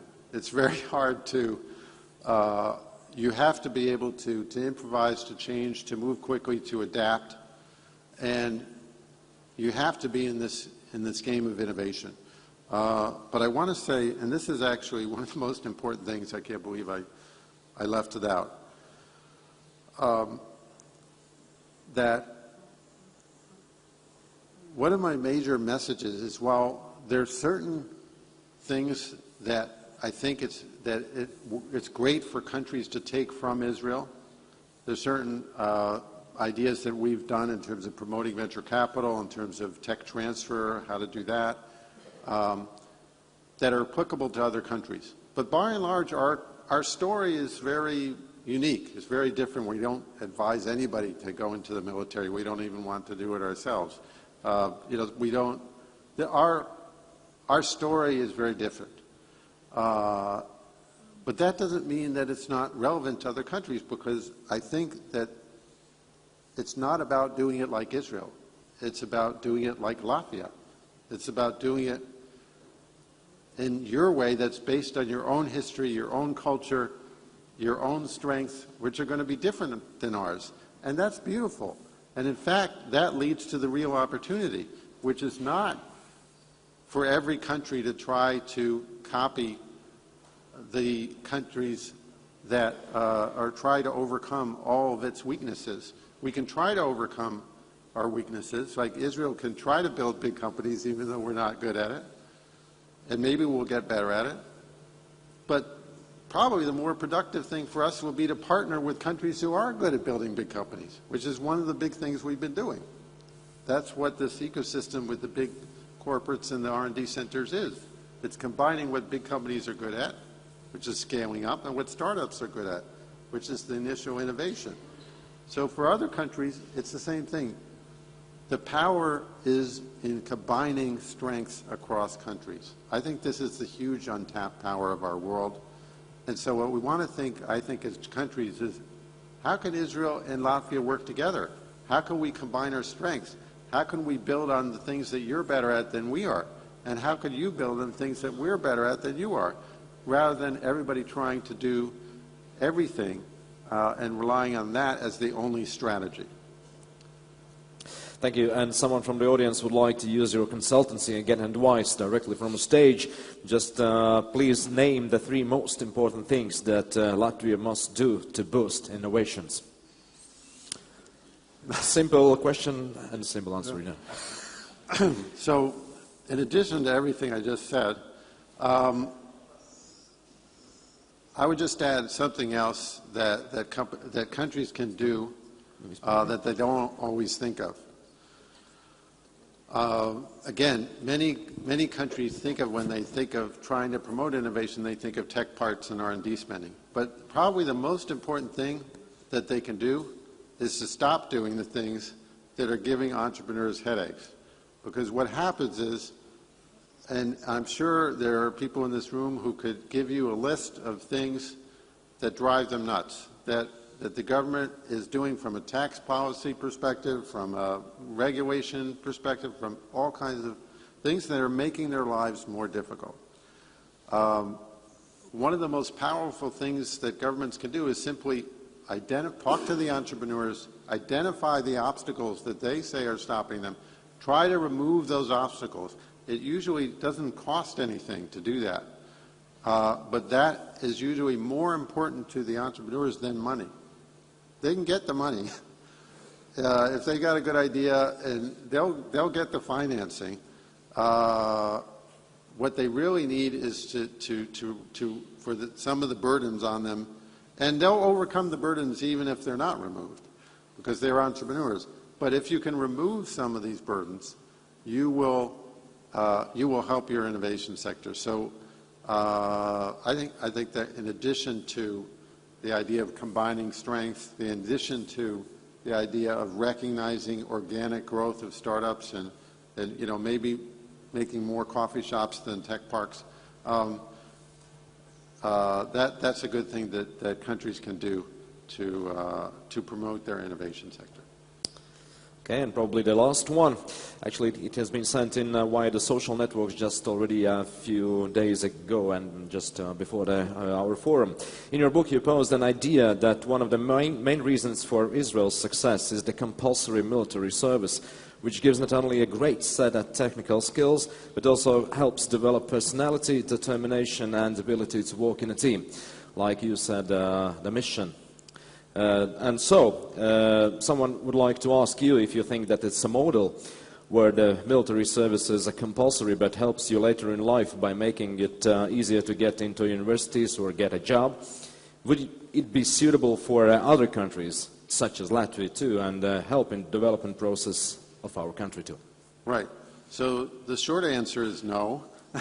But I think, though, it's important to understand, if you take those words, military service, and you focus on the second word, service, I think that this is the key, because I think it's possible to develop frameworks, service frameworks that are civilian, that have nothing to do with the military, but are about service, that provide many of the characteristics that make the military so important for entrepreneurship and innovation. For example, in a service framework, a civilian service framework, you can get leadership, you can get teamwork, you can get mission orientation, you can get all those things that you don't get in school and you don't get in work if you design it that way, if you design the service framework to try to teach and convey all these things like sacrifice, like helping others, working together, being mission-oriented. I don't think it has to be in the military context. So the lesson from the military example is not to send people to the military. It's to develop frameworks that provide those kind of skills and values that we don't necessarily get in school and we don't necessarily get in work, but are critical to everything that we do. You also named an Israel like an immigrant country. Could you name just a few that are non-immigrant countries, and probably there is some indications from your point of view what it says about the countries and economies? Yeah, well, for a lot of countries, immigration is, it's not a major part of their story. For us, it has been. I think, though, that in general, immigration is a force that many countries can benefit from in an innovation perspective. I would just add that there's an important additional element to just immigration that's necessary for it to be helpful, and that is that both sides need to want to be absorbed. In other words, the immigrants need to want to be absorbed into the country they're going into, and the country needs to want to absorb them. If you have a situation where the immigrants want to stay separate, don't want to really be part of their country, or the country doesn't want them to be part of their country, which sometimes happens, I think then the positive impact of immigration is much less. And Israel has worked very, very hard to absorb its immigrants. It actually has a ministry that's only dealing with absorbing immigrants. It's also a very pro-immigrant country. It's the only country I know of where prime ministers would run for office campaigning, saying, I'm going to bring more immigrants than the other guy. And where at the end of the year, they announced the number. There's two numbers that they announced at the end of the year on the radio. One is the height of the Kinneret, the Sea of Galilee. We're very happy when the height of the water is high. That means we're a dry country. We're happy that it rained a lot and that the Kinneret is high. The other number they announced is how many immigrants came that year, and we want that number to be higher. Thank you for your speech, and thank you for such an extensive Q&A session. Dāmas un kungi, Sauls Singers. Thank you very much. Es vēlreiz atgādināšu par iespēju uzdot savus jautājumus SMS formātā, protams, arī mūsu nākamajiem runātājiem attīstības forumā, un man ir tas gods pieteikt cilvēku, kurš arī ir publicists, pasniedzējs, tostarp pasaules attīstības tendenču pētnieks, un lai jums arī būtu saprotams, ka mūsu mērogs ir nevien fokusēties uz Eiropu vai, piemēram, Ziemeļvalstī, kā tas daudzviet bieži notiek, bet mēs vēlamies paraudzīties arī mazliet plašāk, jo gal galā netrūkst pasaulē valstu, kas ir izcili piemēri tam, kādā veidā ir iespējams mainīt valsts un arī nāciju likteņus un atbildēt uz jautājumu, kāpēc nācijām izdodas. Man ir tas gods pieteikt Stefanu Landinu.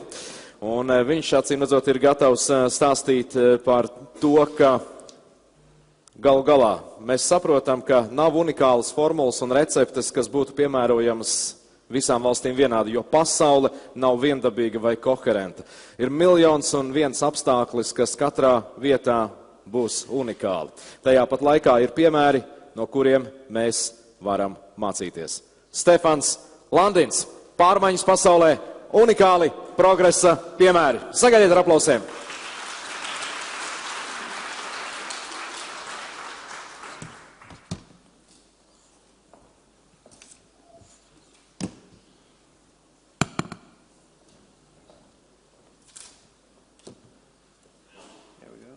Yep.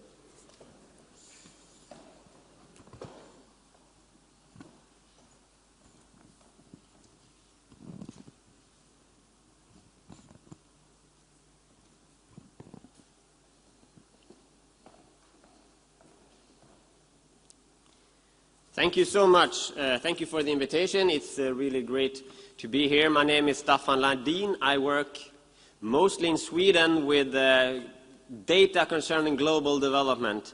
And I've been doing that for the last 10, 15 years in different forms. First, let me say I'm very glad to be here. I completely enjoyed the presentation before me, and actually Mr. Singer highlighted most of my points in a very good way. So as an argument for my main points, I will just point to the previous speaker, and you should remember his speak when you look at my graphs. You can see I have my own laptop here. That's because I have some graphs that I would like to show you that are online and free for everyone to use. It's a great tool for finding out or making sense of big global data sets concerning global development.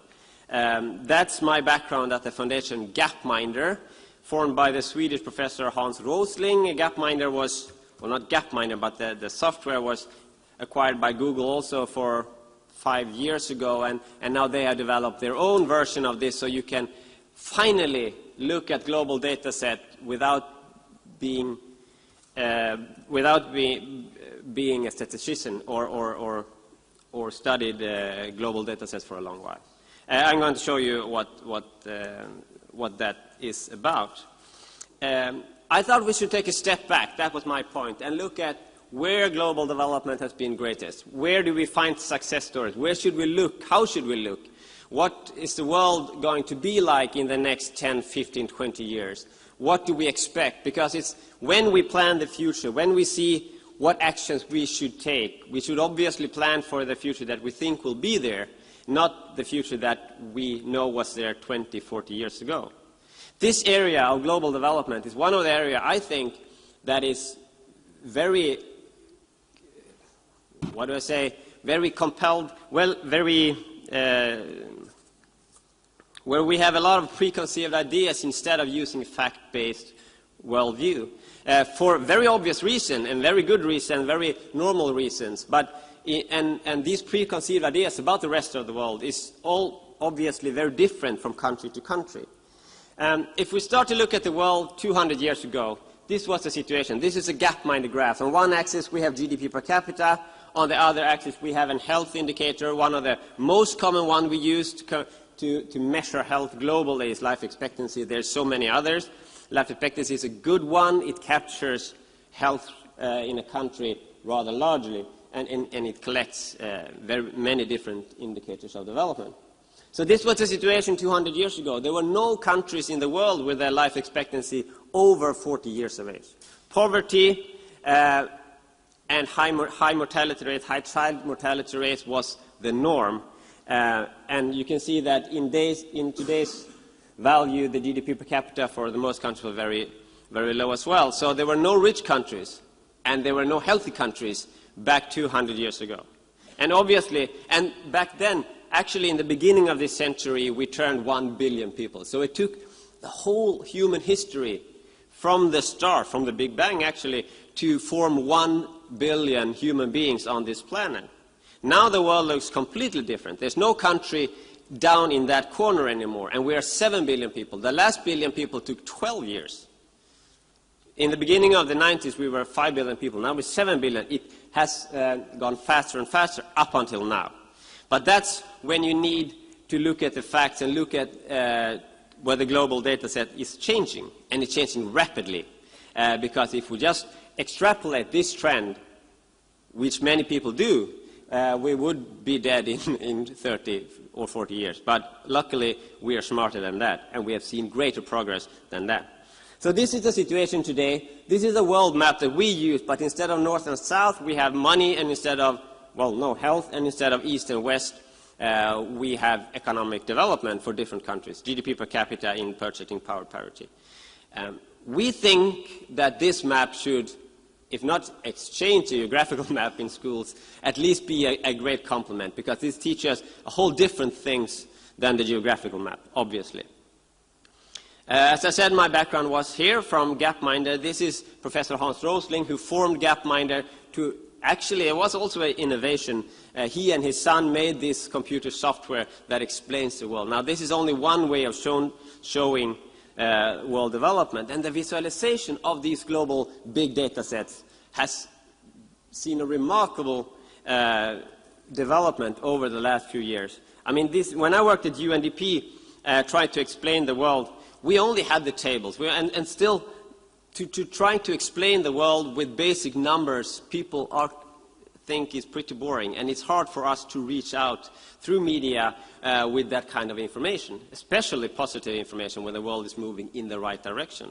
We have a very easy conceptual idea. We measure the world into data in many different ways, in micro studies and big studies, and we compile them into indicators. And in best case scenario, that data would come back to the world and become knowledge. But that is the link that we think has been weak. Obviously, we could strengthen the measurements of the world. We could measure better, especially in many countries where we have a lack of good data. But we have enough good data to say something really smart about the development of the world.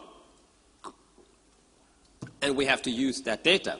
So that was what Gapminder. So instead of showing data like this, this is the output material from statistical agencies. We do like this and try to visualize it. And this became a model. So, excuse me. Now many other very important data producers have realized that finally, and they let the data free. Just 5 years ago, the World Bank charged $200-300 for the global data set that could tell us so many interesting things about the world. And they had like 1,000 buyers globally, which is obviously nothing. But now, after Mr. Rosling has nagged on them on statistical conferences for 10 years, they finally released the data free of charge. And the UN and the OECD and many other organizations are doing the same. So we finally can have them. And now if you just type in a certain indicator in Google, I did this today, you just type in life expectancy Singapore, you don't get a hard PDF file to try to extract the data out from. You get a number right away in a very interactive graph. If you click on that one, you can get a moving set of graphs showing, in this case, how child mortality is going down in all countries at the same time. You get data for 2 indicators at the same time over 50 years, and you get 1 data point for it. So this is just the background. The data is so much easier to get today than before, and we see huge progress. And one of the most important steps was to get the data out there, so the huge number of brilliant visualizers and data programmers in all over the world can use real data and important life-changing statistics when they make their visualizations. Very, very important. So let's have a quick look before we look to different countries. What has happened in the world over the last 60 years?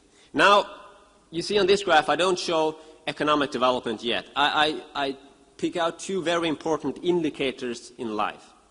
That both is a result of economic development, but also very important precondition for economic development. So this was the world in 1950.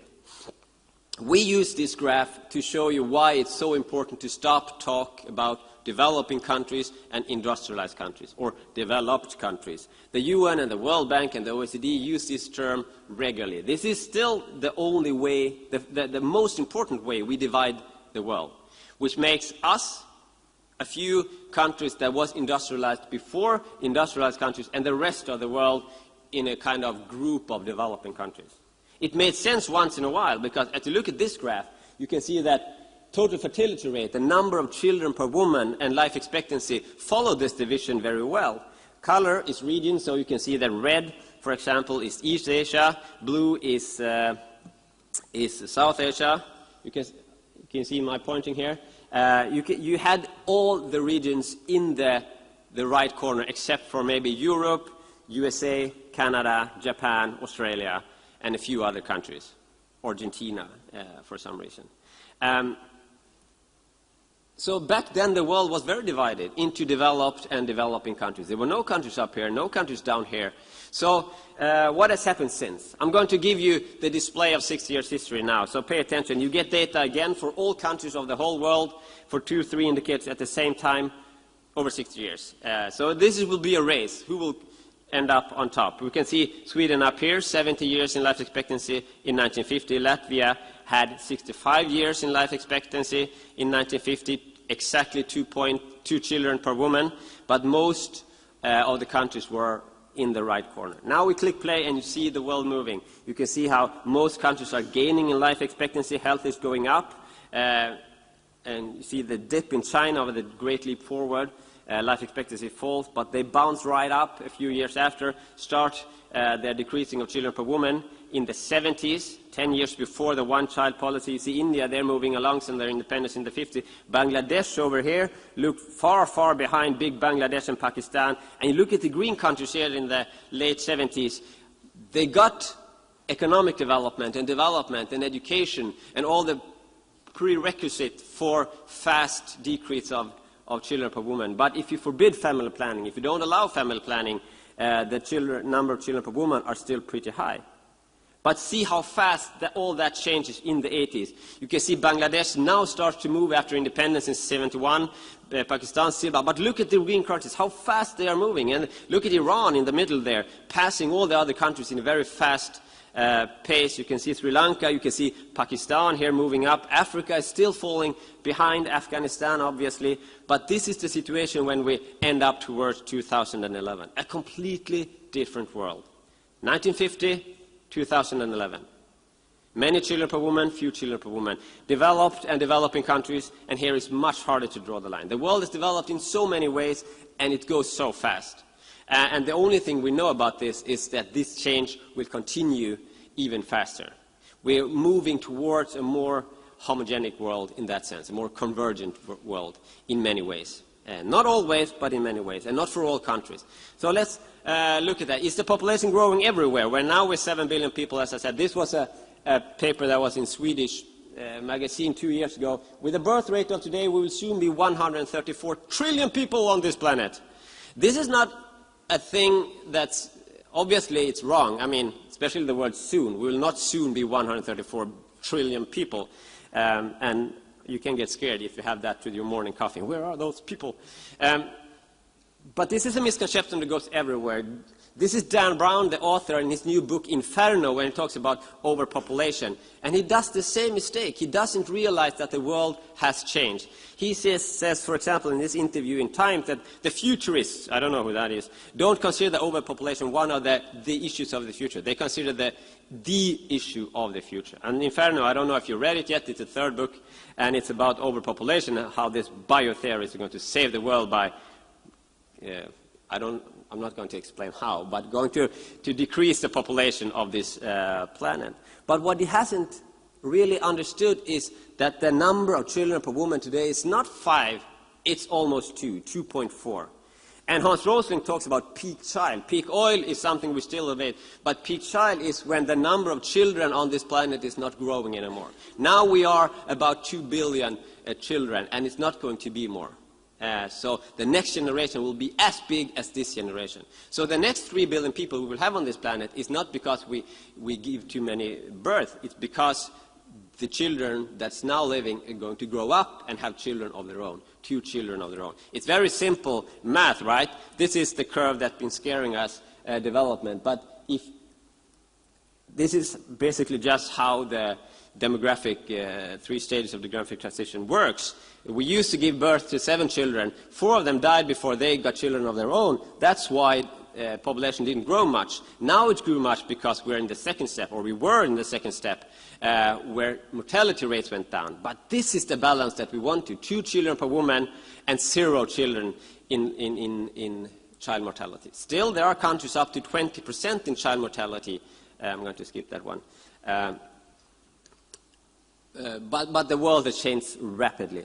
One misconception is that China is leading this decrease toward 2 children per woman because of the one-child policy. Note that the one-child policy came when China's children per woman already was down to 3 children per woman. There are other countries much more effective in this, and Iran is just one example. And don't get me wrong, I don't think we should look at Iran towards family planning, but it's interesting to see these examples when they pop out of our graph and show you where development has gone really, really fast. I'm not asking you to look to Iran, I'm asking you to look at Iran, or other countries of the Middle East, or other countries of the world, because the world is changing fast. And Gapminder and this way of looking at big data can help us identify at least where to look, to what countries, to what region we can start seeing, and to what topics we can see are important for global development. If we zoom in on the top left corner to get a little bit more data concerning our countries, Sweden or Latvia, on this part of the world, we can see that there are still many countries that's gone even further and go down to almost 1 children per woman. Hong Kong, Taiwan, Italy, Japan, South Korea has been there for a while. Japan is actually already starting to have a decreasing population because of it. That's also a problem. So the last 10 years of Latvia's increase in number of children per woman is positive, and to be able to plan for the future, 2 children per woman is not too bad, because otherwise you will get a ratio that's not favorable for development and will become very expensive very shortly. This is Sweden's curve. We had the exact same thing in the crisis in the 1990s. And then our Prime Minister Göran Persson came out and said to us, "Give me more babies, Sweden." And as you can see on the graph, it worked very well. And now we're up to 2 children per woman. Mainly, though, it wasn't so much, I hope for the sake of the Swedish kids, that it's not the Göran Persson's advice, more of the actual changes in policy when it comes to cheaper daycare, kindergarten, better benefits for parents and so on. There are many tools that you can use in many different areas of development. To look at the economy then, if you go back to the graph with GDP per capita, you see that obviously the changes of the world is bigger than ever. The difference between the richest and the poorest countries is increasing, and it's bigger than before. However, the big change is that most countries today are not poor, underdeveloped countries in the bottom left corner. The biggest trend today is the increase, as we heard before, in innovation, but also in education in all parts of society, because this goes along very well. And you can see how many countries are gathering up towards the right corner with high GDP and high life expectancy, good income and good health. And this is no matter what health indicator we measure or social indicator. This goes very hand in hand. Often the social indicators we measure are a prerequisite for development, but sometimes also very much it's an impact of economic development. But this is the world where most people are living in middle-income countries with a growing income and with better social indicators as we speak. This box would contain about 7 billion people. And let's say that there are 1 billion people on the top left corner today, and maybe 1.5 billion people in the bottom of the scale. That means that 5 billion people is somewhere there between. And that is the world we are facing today. And it's changing very fast. And we have countries all over the scale, from the very poorest have ever been, Congo-Kinshasa, with less than $400 per capita still, due to the war and due to the long and really bad history of the country. But also we have countries all the way up, and it's changing fast. So this is where we need to keep track on. So the next, when we are 10 billion people, if we look forward to 40 years ahead, 40, 50 years ahead, even though the fertility rate was highest in Africa, where growth just now, the last 10 years, started to go really fast, that is not where the bulge of this population will be. That will be in the top right corner or in the middle. So when we are 10 billion in 1950, probably there will be 3-4 billion people in that top left corner, with everything that includes a change in consumption, change in education, change in innovation, change in everything. So that's where countries and people will be in the future. We're moving towards that corner, for good and for worse, but the movement is very clear and very obvious. If we look over the history, and because this situation that we are at now is a unique situation. The world has never been here before. We have never had so many people that can read or write. We never have so low child mortality rate. We never have such a good education or technology or innovation tempo as we have at this point. And that just, if you go back to the 1960s, you can see how the world has changed. Some obviously very, very fast, like China, or the last 15, 20 years, Vietnam, Cambodia, grew very, very fast. And some other countries just now started to move. So when we try to capture which countries to look at, you have to do it in a time context and time-specific way, obviously, as well. And we, as I said, we have seen great progress. That leads us to this world today. Why is that? If we look at this again, what's the reason for this? Oh, sorry, I just went too far. What's the reason for this development? Well, when we look at the global data set, as was said before, as I understood from the translation that I almost didn't have on my ear, we see that there's a wide range of indicators. And the most important thing is not simplify it. It's not one thing, it's many things. And as we heard before, it's very, very country-specific. Obviously, we can't use, I don't know, the progress of Rwanda over the last 10 years as a blueprint for Latvia, because Latvia is a completely different country. I love the question about Israel and Uganda, and I also love the answer that is very country-specific.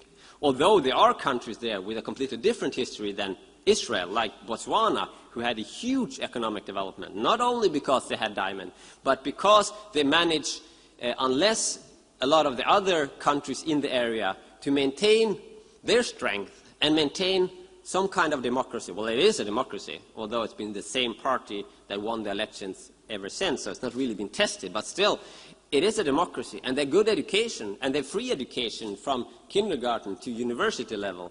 And the progress of Botswana is simply amazing, and it's been overlooked, I think, when you look at the progress of the last decades. But at the same time, it's in the middle of Africa.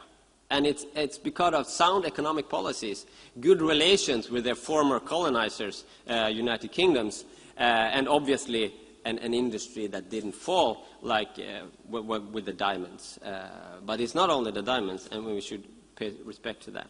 So we can see this, but obviously even then, Botswana couldn't be an example for Latvia either, because it's a completely different history, completely different situation in many ways. There are some, obviously, bigger trends, bigger explanations that we can see. When we look at this very broad global data set, obviously the biggest change we can see when countries started to move is with independence. The countries with longer independence started much before, and we can see the actual year almost when a country gained independence, when they started to move. I would like to say that when they gain independence and form a democracy, we can't really see those close connections that democracy, per definition, would be a more effective way of growing a country, or moving a country upwards this scale. We have great example of progress from hard dictatorships as well as democracy, but in many regions, in many contexts, we know that democracy is a very good thing. It creates stability where there were no stability. It gives a long-term planning possibility that weren't there before. So there are a lot of different aspects of democracy that is very important, even though we can't see the very clear connections statistically in a correlating way.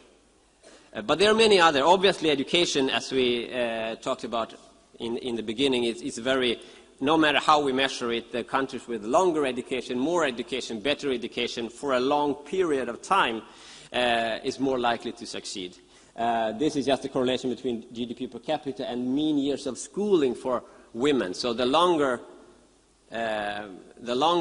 women have studied, obviously, it correlates with greater development in many areas. When it comes to health, like child mortality or maternal mortality, in low-income countries specifically, the education level of the woman is the most important indicator of getting countries out of poverty or out of situation with high child mortality or maternal mortality and so on. So we see this clear connection. And I would say the mean years in school is very good measurement because it captures a long history of time.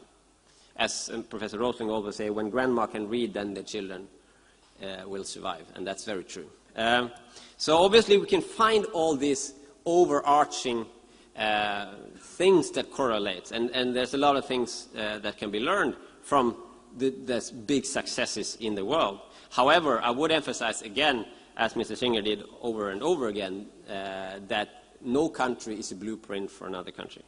This is the biggest economic growth of countries we have. Obviously, if you look at a big time scope of 50 years, then they are the usual that you all know: Korea, Taiwan, China, but also Botswana, as you see there, one of the fastest growing countries over the last 50 years, Singapore, Hong Kong.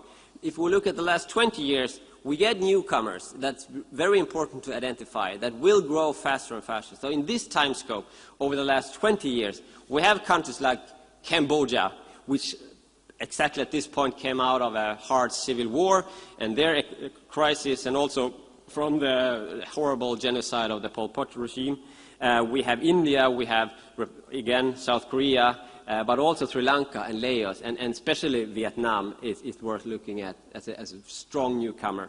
How do we identify this? Not by looking at the growth rate, but we are looking, when we do our work at Gapminder, we're looking at the social indicators that's behind this. And no one that's been looking at those indicators when it comes to health or broader well-being or education level is surprised by the great growth numbers of Vietnam, although until the beginning of the 80s it was very poor, still is very poor, but starting from a very low point. So, and if we look at the last 6 years, we have countries like China, Afghanistan, Panama, Mongolia, Ethiopia, Angola, Rwanda. Here we get African countries in the top 10 list. And many of the fastest growing countries, although from a very poor position, is growing rapidly. So again, I completely subscribe to the point of view before that we don't know where we will have successes in the future, not only by innovations, but no matter how you look at it, the broad prospect of development, we don't know which countries that will succeed heavily in the future. We know that most countries will, and we should expect progress as being the norm and not some surprise. We know that the world is moving in that direction. Rwanda was in that. I'm just going to explain that. It's easy to think that it's because of the really bad situation after the genocide. There huge crisis in the beginning of the 90s, where civil war and the genocide left millions of people dead in a very small country in the middle of Africa, a poor, small country. But the progress of the last 10 years is not just a bounce back from that fall. It's a hugely new development that the country's never seen before.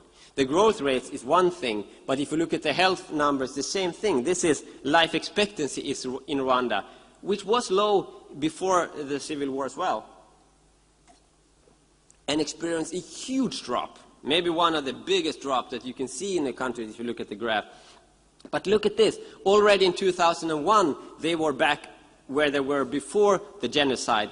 And after that, they have increased life expectancy with 15 years in only 10 or 12 years of time. This is completely unparalleled in history. And this is a life expectancy that's we never seen in Rwanda in history, or basically in most countries of sub-Saharan Africa. Rwanda is now one of the countries with the highest life expectancy in the region, with few exemptions like Cape Verde, Mauritius, Seychelles, and small island states, and so on.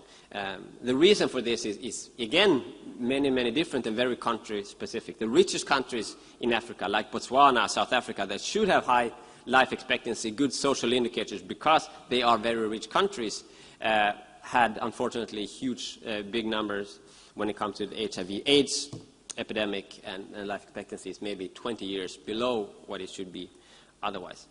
Again, look at the top corner here. South Korea is now caught up with Spain just the last couple of years. If you look at GDP per capita, if you adjust it for purchasing power, this is just now where South Korea. Latvia is here with $15,000 per capita. This is the situation where South Korea was in 1995, or Spain was in 1974. So for Spain to go from this position to Spain today, or Spain even before the crisis, took 30, 35 years or more. I was born there, so it would be 38 years. It took to go that distance. It took South Korea 10 years. If Latvia continues with the growth rate of the last 10 years, it would be there in 10 years. So again, it doesn't take the time that it took for the countries that is up there today, leapfrogging, if you will. What is a realistic growth goal? I mean, Rwanda has set a goal of 10% economic growth over the next 10 years. Is that realistic? Well, few countries have had that. Although the neighboring country, or almost neighboring country, Botswana, did, we have countries with huge economic development. This is South Korea, who had, as I said, 5, 6, 7% over the whole period of time. Botswana, look at Botswana from the same position at the same time. They went hand in hand. I'm talking a lot about Botswana, but I'm so amazed of the progress that's been mostly overheard. Over the first 20 years since independence, Botswana had higher economic development, higher growth rates than South Korea had, up until the HIV epidemic came. And this also shows what a crisis like this does. I mean, Botswana had only, after 8 years, they had caught up South Korea again in growth rate. So after 8 years, it really doesn't show very good, and I can't really move. I'm going to move and point here. After 8 years, Botswana's growth rate were at the same position as South Korea. But since they lost the 10 years, now they're $11,000 per capita behind, because they lost those 10 years. And that is what a crisis like this tend to do. It leaves you in a worse position. But this is only, though, 10 or 20 years after South Korea. So in 10 years, Botswana will be at the position that South Korea is today. If we just put Latvia's graph over here, we can see that the growth rate of Latvia, especially between 1997 to 2007, was faster than any of these countries, and actually one of the absolute fastest before the economic crisis in the world. If we look at purchasing power, GDP per capita, probably the third or fourth biggest, fastest growing country over that period of time. I mentioned Africa very quickly. I want to leave some time also for questions and answers. But as we look at the world, I have said that we have seen progress in social indicators in some areas, important one when it comes to family planning, in fast progress in the Arab world, although it's not unique to the Arab world. Actually, it goes across all the regions, and all the regions and all the religions.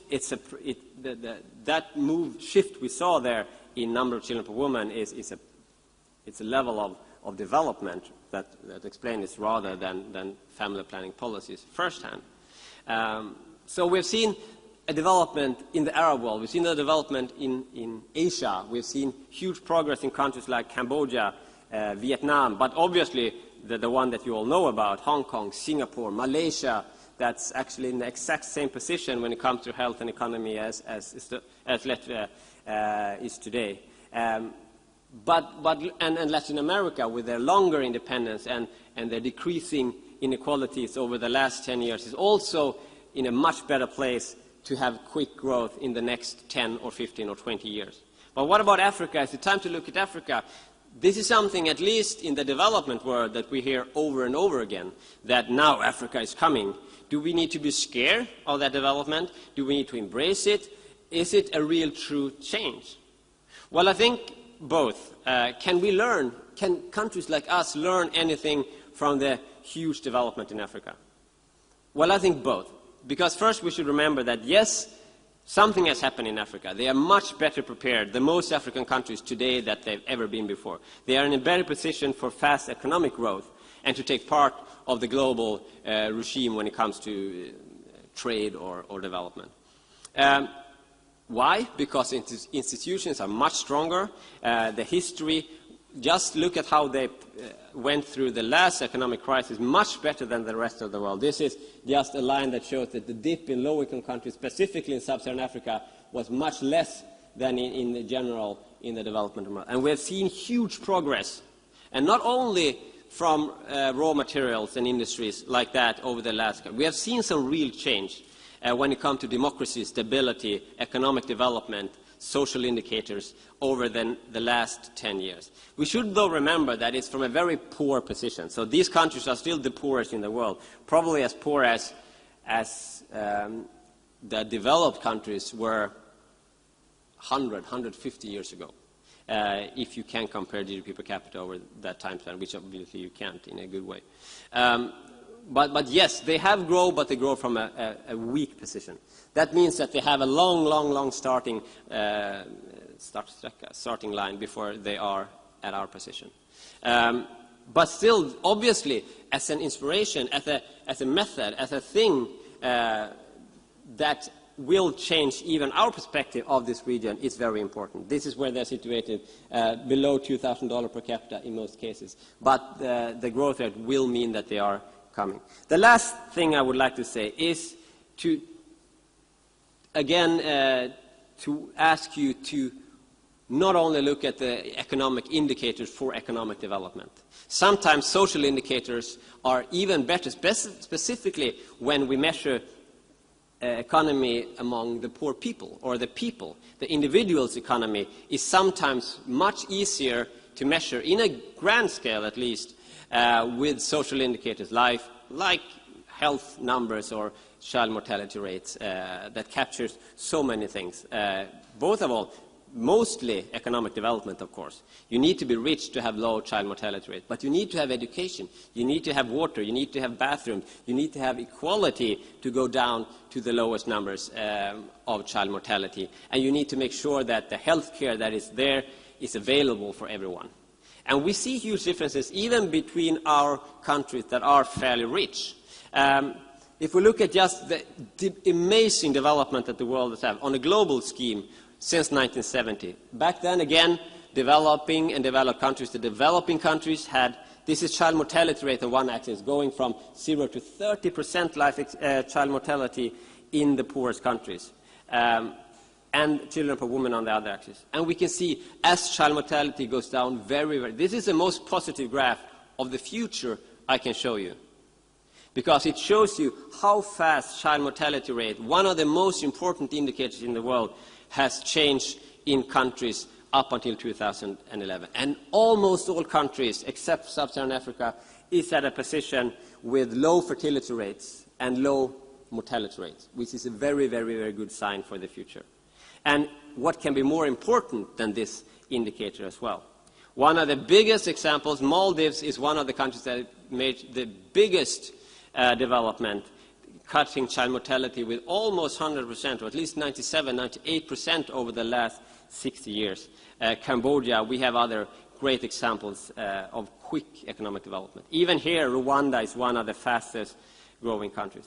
If we're going to just pick, lastly, the 4 countries, if we have like some kind of, we measure some kind of health index, health growth, instead of GDP growth, we measure social indicator, health growth. And then over the last 6 years, the fastest growing countries of the world is countries from 4 different regions, 4 different religions almost, and it's Maldives, Rwanda, Cambodia, and Estonia. This is child mortality to show you what I mean, how child mortality has been falling. Not so much historically, and look at the last 10 years, because that's what we measure when we projected these. From a very high position in some cases. So we have one African country, one or 2 Asian countries, and then Estonia, and they all cut child mortality with over 70% over the last 10 years. It's a huge development. Here we have the top progress in child mortality: Maldives, Rwanda, Estonia, Cambodia, China, obviously, but also African countries like Malawi, Liberia. And here I am sure we can spot the next future. Maldives, for example, or Malaysia, we can see some great development. Child mortality rate in Latvia has decreased with 50%, which is also a huge success just in 10 years. That's much faster than Sweden ever did over our 200 years of reducing child mortality rate. So my point is this. We should be able to look at all the world. There's no part is off limit when we look towards the next growers of the world, to see where we can find great progress. I left out some of the most obvious ones today, because you all know them, Hong Kong, Singapore, Malaysia, and I'll try to focus on maybe some more surprising. And my point is not to give you the answers, because I could not do that, and not even they could do that, but to point to regions, countries, topics where I would look if I would like to find someone to learn from in the next 10 or 15 years. So I think I'll end with that, and leave you with this is not the future, this is not even today, this was before, and we're moving into the right direction very fast. Thank you so much.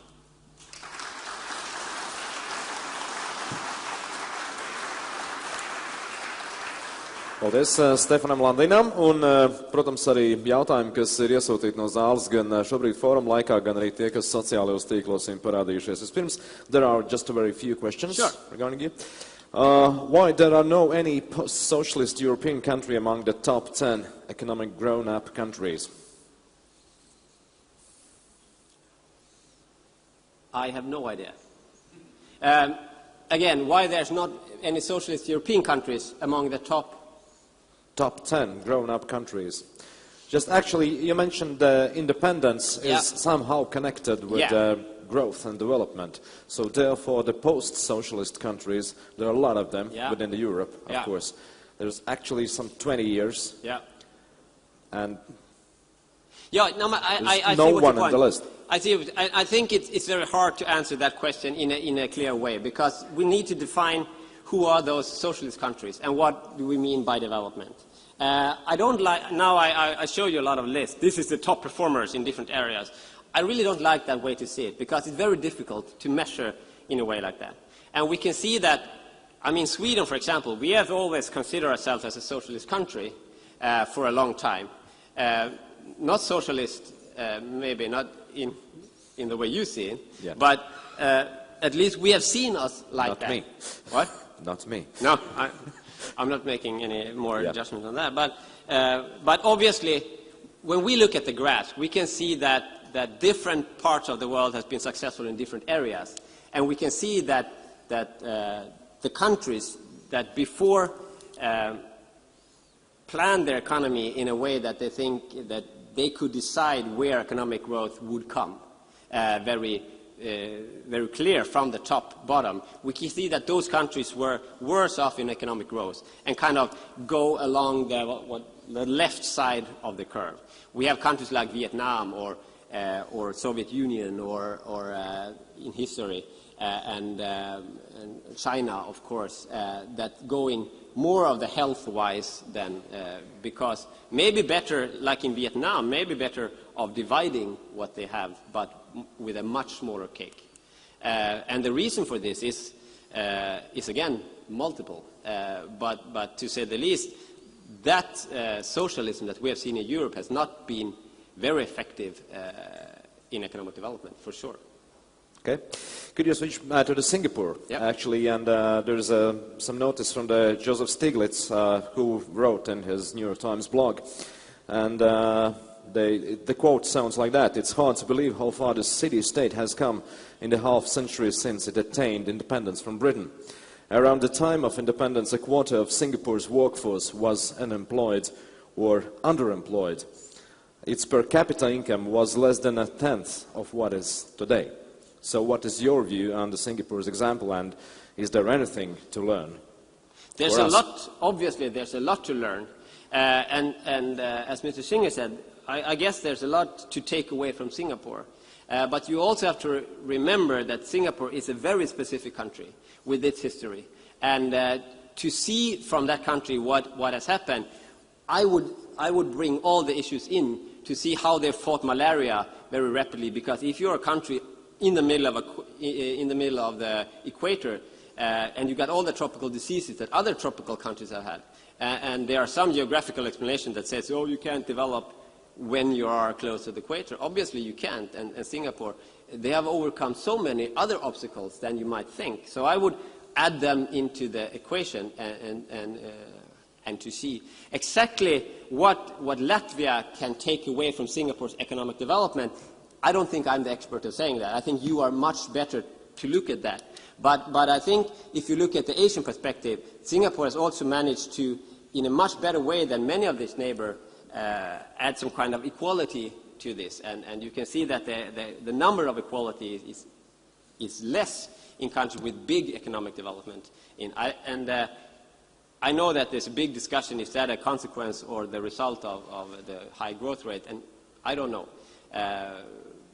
But I do agree on his policy, and Singapore would be one of the countries that made the most remarkable travel, but again, it's a very specific country, and I would look at it to see what I can learn, but I'm not sure that everything just can be applicable to Latvia.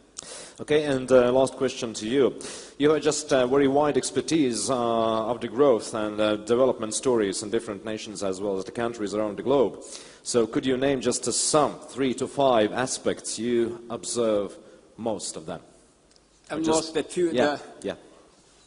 What are the most important and just to look at? The indicators or the aspects of the biggest growers, the biggest, most successful countries. The question sounds that could you name some 3 to 5 aspects? Aspects. Yes, I think stability would be one of the, and long-term stability. That predictability, that you know in the next 10 years. We see that especially from development in Asia and Africa, that without that predictability, without knowing where the country will be in 10 years, without the planning and without the goal and the aim, it's much, much harder to reach there. That's the first thing. The other thing I would say is a national agenda, that people are on the same side, that we know and fight towards the same goal and not against each other. And I know that sometimes in democracy this is felt as a problem because we are built up on lifting up problems and taking the discussion and in a way of voting or discussion and debating solving those problems. But it is actually a strength. And if we can turn that perceived disagreement into the fact that the most people in this country is actually agreeing on where we want to go. And again, I can see that the most successful countries are pretty homogenic, maybe not in income, maybe not in ethnically speaking, and historically no, but specifically in the feeling of where we want to go. That I think is so obvious when you look at the biggest progress.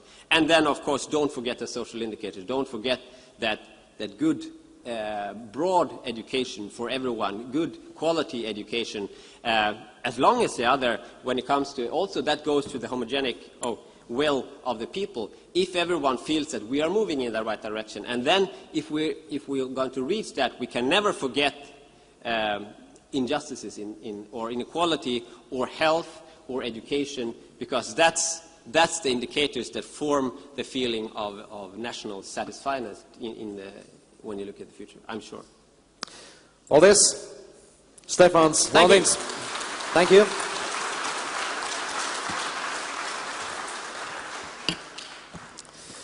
Tā, es pēc īsa brīža jūs aicināšu kafijas pauzē, un tas nozīmē nevien klausīties un domāt, bet droši vien arī runāt līdz tam, ko esat dzirdējuši, ko sapratuši, un kas zina, gan jau, ka radošas ierosmes ir radušās jūsu galvā, bet tas jau burtiski pēc dažām minūtēm es atgādināšu, ka kafijas pauzes laikā jūs varat saņemt arī Solsingera grāmatu, un savukārt otrās kafijas pauzes laikā dabūt arī personificētu ierakstu no autora.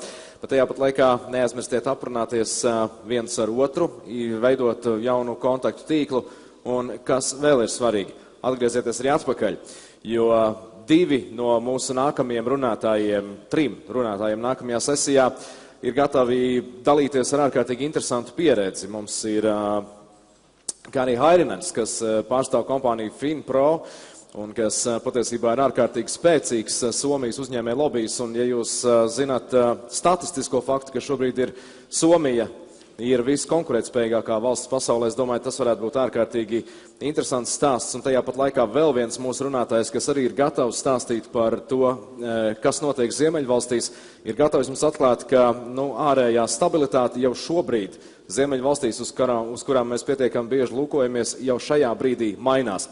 Kādēļ? Atbildu pēc kafijas pauzes. Šajā brīdī es aicinu jūs to baudīt turpmākās pusstundas garumā. Paldies un gaidīšu jūs atpakaļ 12:20. Lai labi garšo! Baudiet kafiju, bet mēs jūs gaidām tepat augšā. Savukārt tiem, kas uzskata, ka aizmugurējās rindās varbūt redzamība attiecībā uz ekrānu vai materiālu, kas tiek rādīts, nav gana laba, jūs varat brīvi pārsēsties. Šeit ir gana daudz labu vietu. Jūs jau zināt, kā skolā pirmās rindas vienmēr ir vislabākās, tā ka tā ir brīva jūsu izvēle. Bet mēs esam gatavi turpināt attīstības forumu Kāpēc nācijām izdodas, un jāsaka, šajā sesijā īpaši izcelta divus runātājus, kas ir gatavi runāt par to pieredzi, kas Latvijas apstākļiem bieži vien ir daudz tuvāk un daudz saprotamāk. Mēs runājam par Ziemeļvalstīm, konkrēti būs viens stāsts par Somijas pieredzi un viens mazliet plašāks no Zviedrijas puses. Un jāsaka, ja par Somiju mēs runājam, tad droši vien, ka pagājušā gadsimta ietvaros jūs varat samanīt pietiekami daudz interesantas paralēlas, gan runājot par iespējām attīstīties pietiekami vienādi, tomēr tas nav noticis, un beigās tie ir dažādi attīstības stāsti. Un, protams, arī šajā sesijā jums ir iespēja uzdot jautājumus vai no SMS formātā, izmantojot numuru 159 un sūtot bezmaksas īsziņu saviem lektoriem, lai mēs tos varam pēc prezentācijām un runām arī uzdot runātājiem. Savukārt otra iespēja tiem, kuriem, piemēram, ir nosēdies mobilais tālrunis, vai kāda cita dibināta apsvēruma, var izmantot lapiņas, kas droši vien atrodas uz jūsu krēsla. Jūs varat uzdot savu jautājumu arī rakstiski. Bet par Somiju runājot. Somijas pieredze ir interesanta, vēl jau vairāk tāpēc, ka ir tāda kompānija kā FinPro, kas ir ārkārtīgi spēcīgs somu uzņēmēju atbalsta mehānisms, instruments, lobijs. Sauciet to, kā gribat, bet patiesībā Somijas uzņēmējiem, pateicoties FinPro dalībai, ir bijuši ārkārtīgi labvēlīgi apstākļi dažādu projektu īstenošanā. Un šajā dienā kopā ar mums ir arī Kari Hairinens, kurš ir kompānijas FinPro prezidents un ir gatavs stāstīt par Somijas unikālo pieredzi, konkrēti starptautiskās izaugsmes īstenošanu. Dāmas un kungi, Kari Hairinens!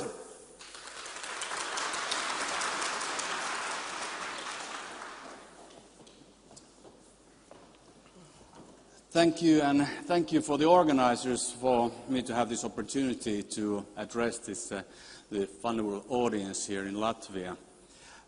As mentioned, FinPro is an organization which is supporting the Finnish industries. But on top of that, last year, FinPro, which has been the official trade promotion organization of Finland, was merged to Invest in Finland, which was a smaller organization. So we have a new mandate also from last year. And I will talk about those two mandates during this, because both are very relevant when it comes to the economic development of a country like Latvia, for example.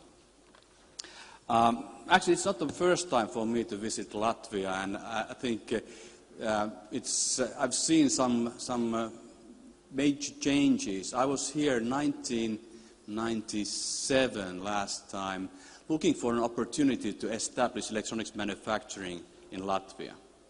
I was working in the Nokia cluster at that time for Nokia subcontracting company, and we were looking for the expansion in the region. We already had the major operations in Estonia, and I went through Latvia, Lithuania, also Russia at that time. And I saw that there was a very good industrial base in Latvia, and I'll come back to that also in my presentation. First of all,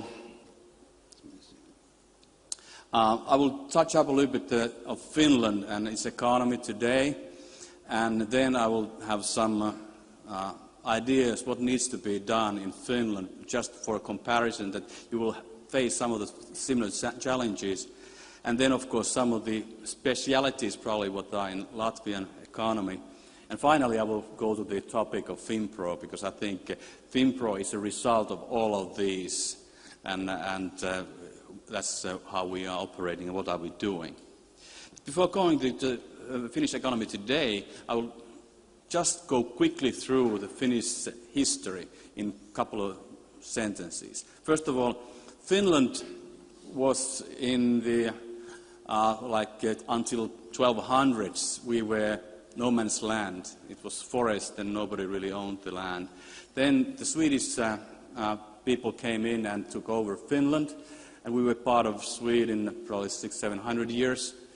And then we were part of Russia for 100 years, and then gained our independence in 1917. So we are almost a 100 years old nation as an independent nation. On the other hand, we have been Finns all the time. So it used to be Swedish-Finnish kingdom. We used to be a separate entity in Russian Empire and so forth. So we always had our own independence from when we look at the people. We have our own language and so forth. So it's one of those key elements which was mentioned already in the previous presentations, what makes a country successful, that you have an identity which you can build your economy and your welfare on. Then a little bit to the industrial history. So Finland was very much an agricultural country until probably early 1900s or late 1800s, when the first paper manufacturing or pulp manufacturing and forestry industry really kick off in the early part of the 19th century, or 1900s. Then we actually lived on paper and pulp very much on and agriculture until the Second World War. And actually what happens, of course, everybody knows we lost the war.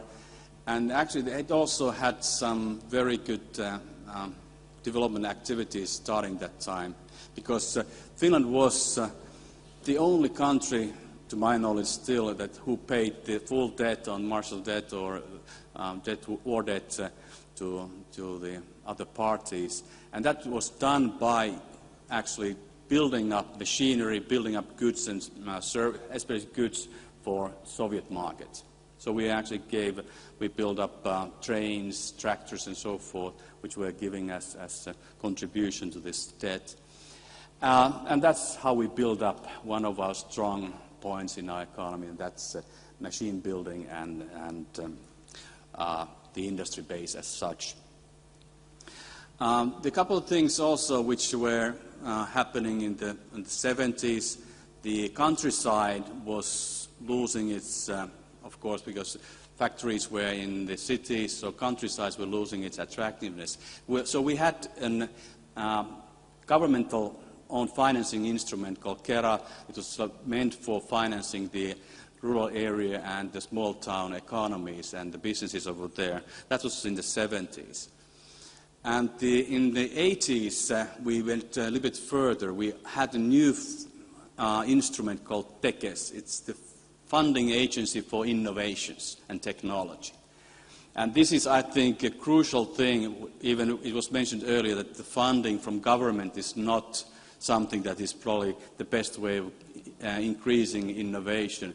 But Finland has always been very low in capital. So capital market has been very slow, and we were actually gaining our wealth in the last 30 years, where we are today. So it's actually, we were not that wealthy nation when we look at like 30 years back.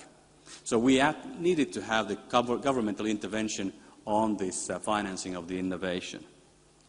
Then, of course, what happened in 1990 when Soviet Union broke up, and 25% of Finnish exports went to Soviet Union at that time.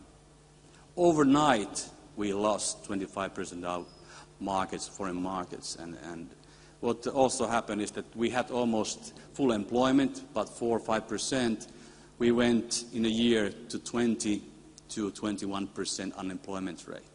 So it's a huge hit. At the same time, we had the financial crisis. We have created our own financial crisis by opening the financial markets or the companies to foreign debt and loans. So we actually had a huge problem. And we ended up having 2005, 2006, we started to be on the level of 6%, 5% unemployment rate. We went all the way from 1991 to this second or last financial crisis, getting down and going on creating the jobs and the wealth. So that's what we are, and I'm coming back to Nokia later on, but I think Nokia is a good example of the Finnish industrial history as such.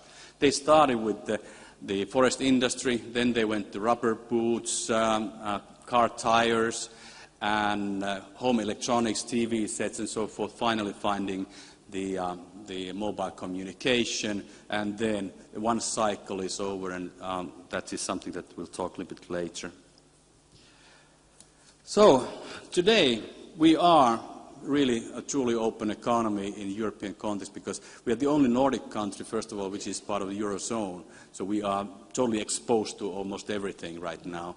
And small economy, 5 million people. So once again, not a huge population.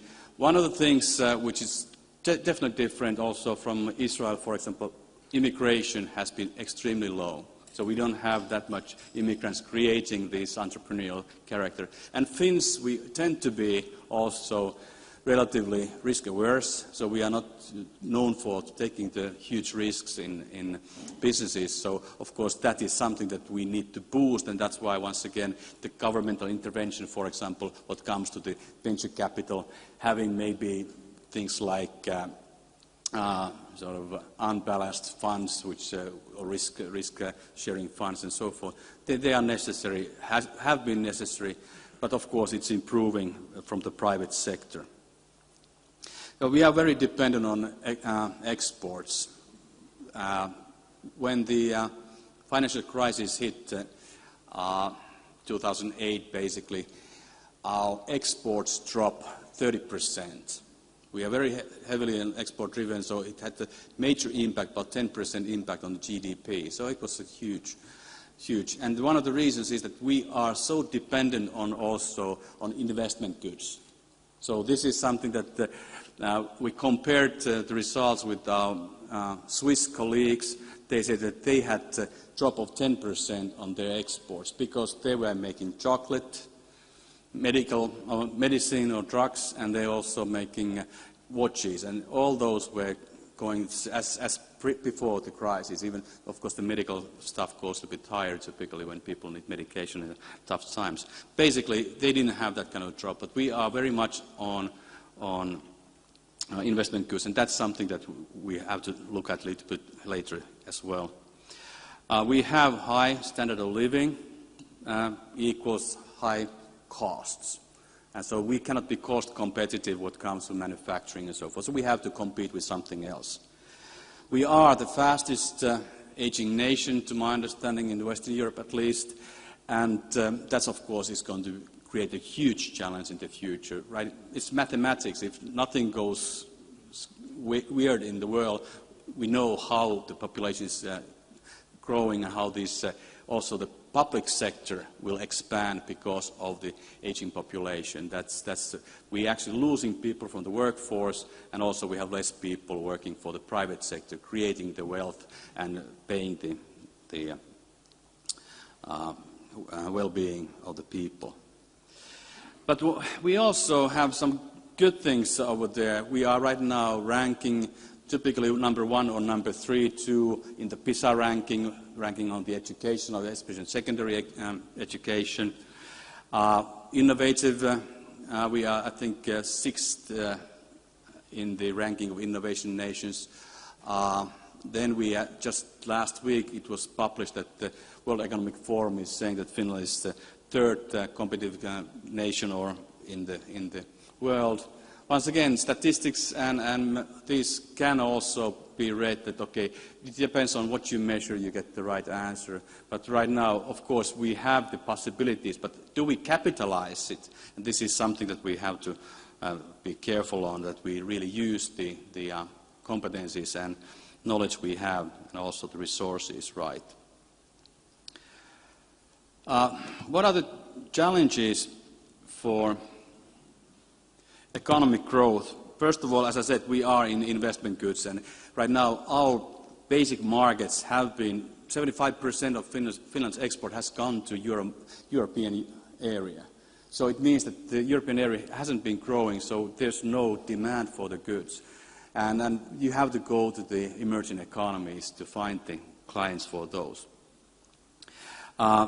Then one thing is that the multinationals, which have been the major contributor to Finnish exports, are not investing anymore in Finland because they invest where the markets are. They invest in China, they invest in India, some even Africa and so forth. So they are not creating the needed private sector jobs anymore, the export-driven private sector jobs in Finland. Even some have been pulling out some of the investments.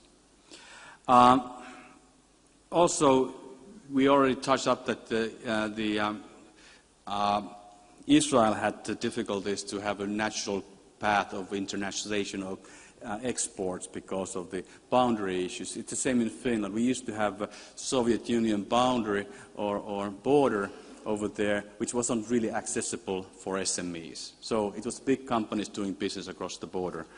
We had the Baltic Sea and language barrier also to Sweden to a certain extent. So once again, we didn't have a natural overflow. When you think about the person in Switzerland and the export manager over there, he takes his car, puts the gear on, 2 hours, he has passed 2 country borders, and the language is still the same. So it's completely different. You in Latvia, you have a little bit more better situation because you have anyway the access to Central Europe easier also by the trucks and other traffic means.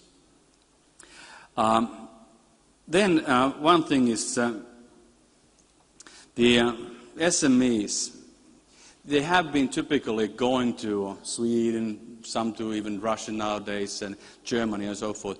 But right now the markets are further away. So the SMEs don't have the exposure. They don't see what happens in the world. They don't see the opportunities. That's even if there's internet, but you cannot really rely on what really the business acumen is or what are really the opportunities and challenges in different places.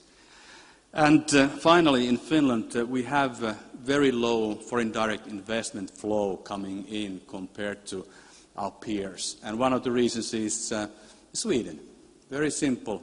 Sweden, Nordic country, basically doubled the economy and size, access on Central Europe better, and also they have the language issue with other Nordic countries. They can speak more or less the same language. So definitely we have to find something we can actually make ourselves different than the peers in neighborhood.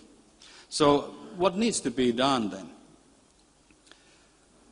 First of all, every single, and it was also mentioned earlier today, that you need to sort of build your strategy and your success on your natural competitive advantages. In Finland, I have identified 6 over there. Some of those are very natural. It's first of all, northern location. It has created lots of innovations when it comes to the clean tech. I mean, energy efficiency, first of all. Then we have Arctic knowledge, which is getting more and more important when we have the Arctic route coming more in use, and many other things related to that one. Water, we have 180,000 lakes in Finland, which are very pure right now. They are very maintained, but it took a long time for us to really keep them on. First of all, get them to that stage and also keep them. So once again, environmental issues. We know that water is going to be the most scarce resource, probably clean water in the future. So we have some advantages over there. Forests, I mentioned already that we started pulp and paper. Right now there's huge potential on what comes to biofuels, recyclable materials, on fiber and so forth, replacing plastics with fiber. We have lots of that information. We're actually one of the leading nations in biodiesel, for example, in the world. Solid bedrock. We are right now ranked as the #1 country in Europe what comes to mining. We have, because it's very old bedrock over there, so we have all these minerals over there, and also the infrastructure is there for allowing all these excavations and the industry to build. But also we have lots of companies which are making machinery and processes for mining, which are world leading in their league right now. Autotech and Metso, for example, they are selling all over the world the mining equipment. But also solid bedrock is something that on the investment side, we just got the second data center to Finland. they're building right now lots of data centers because everything goes to cloud. All the information goes to cloud. And we got the Google a couple of years back. Then we got Yandex, which is the Russian Google. They are right now building one in Finland. And the latest announcement, which is still open, is that Microsoft would probably put a data center to Finland. It's one of the reasons that we have very solid bedrock, so we don't have earthquakes over there. But also we have northern locations, so we have cold climate, so you don't have to cool up the data centers that much. You save energy over there. And also we have lots of water, which is needed for cooling. So it's an ideal location in that sense. And this is, once again, coming from the solid things like bedrock a couple of billion years ago built in Finland. Okay, then one of those which are not sort of natural, but it's a long Russian border. We Finns have not used that in full extent. And right now, it was actually announced 2 weeks ago that Russia became the second biggest trading partner for Finland after Sweden. Sweden is number 1, Russia is number 2, and right now Germany dropped to number 3. So we start to see also that one coming in. And also investments from Russia coming to, as I said, the Yandex, for example, investments coming from Russia to Finland. That's definitely some, and we can use Finland as a gateway also for other foreign companies to Russia, especially the St. Petersburg area. But then I think the last one, which is really something that it's learned, built over the years, and that's actually the education and the innovation which is allowed by the education. People have a very high education level, as I said earlier, and also and the education system is working fine. But of course, this is something that you either have it or you don't have it, and this is something that I think small nations like us, we need to build anyway, because you cannot trust on a piece of land which has these very nice features like solid bedrock and forests. We cannot trust on those because there are also other countries, much bigger ones, which have those. So you have to be different. Then, as I said, the SMEs need to go further away from the existing market. That's the only way we can sort of grow because, as I said, investment goods happen to be something that when we look at the investments coming to Western Europe, for example, it will take quite a long time to reach up the capacity which was built by 2007, the utilization. So nobody needs new machines, nobody needs new factories because we are not even close to what some of the countries were building the capacity before the financial crisis. Then, as I said, we have to make the business opportunities known to these SMEs worldwide, getting this information to and tell what is the match between the demand and global demand and the Finnish supply. Then, even if we need to go to these new markets, my background, as I said, comes from the private sector, and over there is something that when the times are tough, there's a saying, when times are tough, the only thing which you don't want to lose is your existing customers. So that's why we are also heavily relying on also reinforcing our existence from Finpro's side as well in our existing markets, which we believe that is going to be tougher. There are always coming new players in the market, and some people ask me, do you see any light in the tunnel after the financial crisis? I said, yes, I see the light, and it's not that far away. The problem is that the world we are entering from the tunnel is completely different from competition point of view than when we entered it.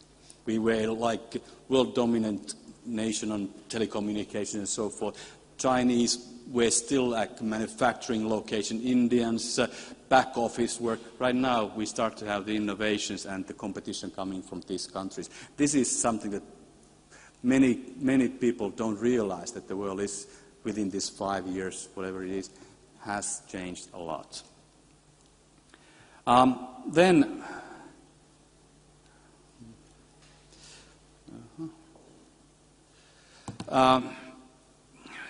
One thing is that because we need these new jobs in Finland, and I like startups, I like startup nation, I like because I was in venture capital in the early 90s, and I really like it, but when we look at the demand, what we have in Finland right now, 200,000 private sector jobs needed to be created in the foreseeable future. It cannot happen through small startups. It happens with those companies which have maybe 50 people to 250, 300 people having some manufacturing in Finland. If they double their revenue, they probably 80% increase their workforce in Finland. That's what has to happen. And those companies are not ready to take the step and take the manufacturing or the operations abroad. So this is the sweet spot if you want to quickly create the jobs, and that's once again something that we are aiming in FinPro doing.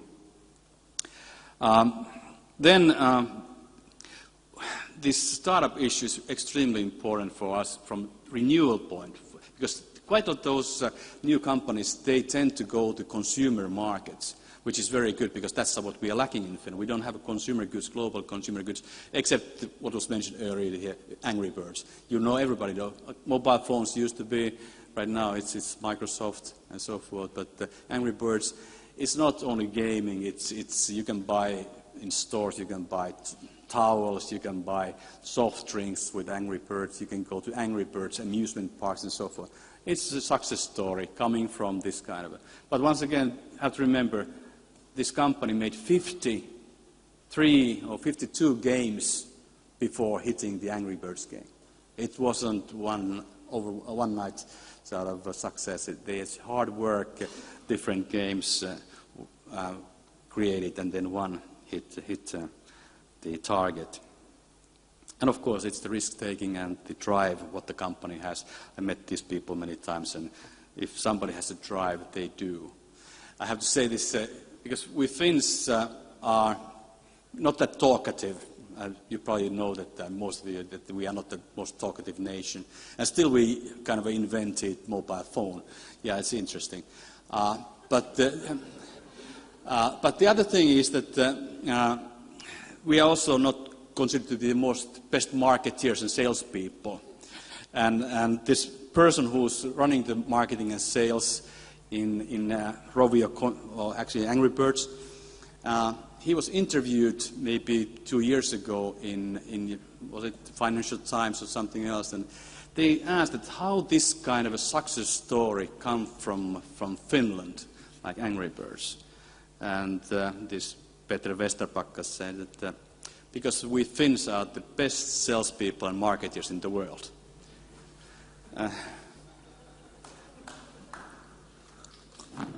So that's how you change the world. Okay. Then the final points over there is that, first of all, you have to be known for something. And that's, I think, the crucial thing for Finland. That when I lived 9 years, actually, in Asia, in Hong Kong and Beijing, before joining FinPro, looking at from that angle, this Europe, most people don't know where Europe is. Then you start to say, Finland? I mean, what they know is they see Europe, they see Big Ben, they see Eiffel Tower, maybe Colosseum and so forth. But there's very little they can see. Nokia is one thing which made us known. And of course, we have to always capitalize what we are known for. That's because the marketing is the toughest thing. Innovation, creation, yes, can be done. Making products out, yeah, can be done. The most tough thing is to get those products and services out in the market. And if somebody has done the marketing job for you, you should use it. The same applies to, for example, education. The PISA ranking is well known in the worldwide scale that Finland has been ranking high. Actually, we have started to create a business out of the education because somebody already did the marketing for us. All we needed to do anymore was to make this as a product. We had the R&D done. Somebody has done the marketing for us. So, but this is something. And one thing also that for more small nations like Finland or Latvia, you cannot be known for many things. So unfortunately, people say that countries or at least the government shouldn't pick up any winners. Unfortunately, that's not the case, because if you want to focus, you have to focus and make you known for something. I keep on saying also that you can always let all the flowers grow, but you don't have to fertilize all of them. Just have to pick which ones you fertilize. Then a little bit about the challenges of Latvia. This is something that it's not really Latvia, but could be whichever nation which has been developing as fast as you have. And is that you start to lose one thing which always is the cost advantage. But do you have the time to prepare yourself for the next tough competition when you don't have the cost advantage anymore? And actually it's not only small nations. I think that China might still face a similar problem. They grew so fast, the cost competitiveness starts to be gone, and they still haven't really got the innovation base. They are putting lots of money in R&D and innovation, but can they come up with the products which are world-class and also taking the market? They have the cash and the time, but is it enough? That's another story. Small domestic market also means that small is globally, yes, that's true, because I think in Finland, people think global nowadays when they think about, because domestic market cannot make you rich, in principle. That's the point, if you are, especially on the startup scene. Then the other thing is that what we had is that we have SMEs, lots of them in Finland, but how many of those were doing directly the exports and were able to do it? They were actually subcontractors, very high quality products, services, but they were not doing direct, so they didn't have the skills of doing the international business on their own. So right now when the sort of big driving companies of the different industries, the cluster leaders are right now having their operations outside Finland, there's very little to do because they don't invest in Finland. So these companies need to be willing and able to go for international business on their own. And the FDI already mentioned that you have to be able to differentiate yourself from the peers. Then going to FinPro, because I think all the countries do things differently, but I'm going to actually tomorrow to Vienna. There's the European Trade Promotion Organization meeting, and I have been asked to sort of say a couple of words. What is an ideal TPO, Trade Promotion Organization? So with one sort of sentence, I would say the ideal one is the one which can adapt and modify itself according to the needs of its own country and also on the world markets. And that's what has happened. FinPro was established in 1919 as an association, and we are still an association. We are not a government organization, we are an association, still with the similar structure that the Finnish businesses, either individual companies or some industry associations and economic associations are backing us up. But we have changed. We are not doing any more trade shows. We are not taking companies with a trade show. There are other people doing it, and that's not anymore. It might apply to a country which has single commodity supply, peanuts or coal or whatever, where they need to be on the certain trade shows. What we see that Finland is right now a country which has lots of companies with a niche knowledge, understanding of their different businesses, but they have all individual needs. So we can still do trade promotion trips with our ministers and so forth to see that, okay, right now Finland is known for something, but most of the jobs actually we do with the companies is that below number 1,400 individual company assignments. We just ask the company, what are you looking for? Then we evaluate if that what they are searching for is feasible. We challenge them. We are not saying, okay, let's go to China. We say, you're kind of a small company, let's go first to Russia or to Sweden. So we are trying to make them also not to make the wrong decisions as such. We have the mandate to do it, but we also charge for our services. So only 50% of our financing comes from the governmental budget. Most of it, the rest comes actually from the invoicing from the clients. So we are all the time relevant because the companies are willing to pay for our service.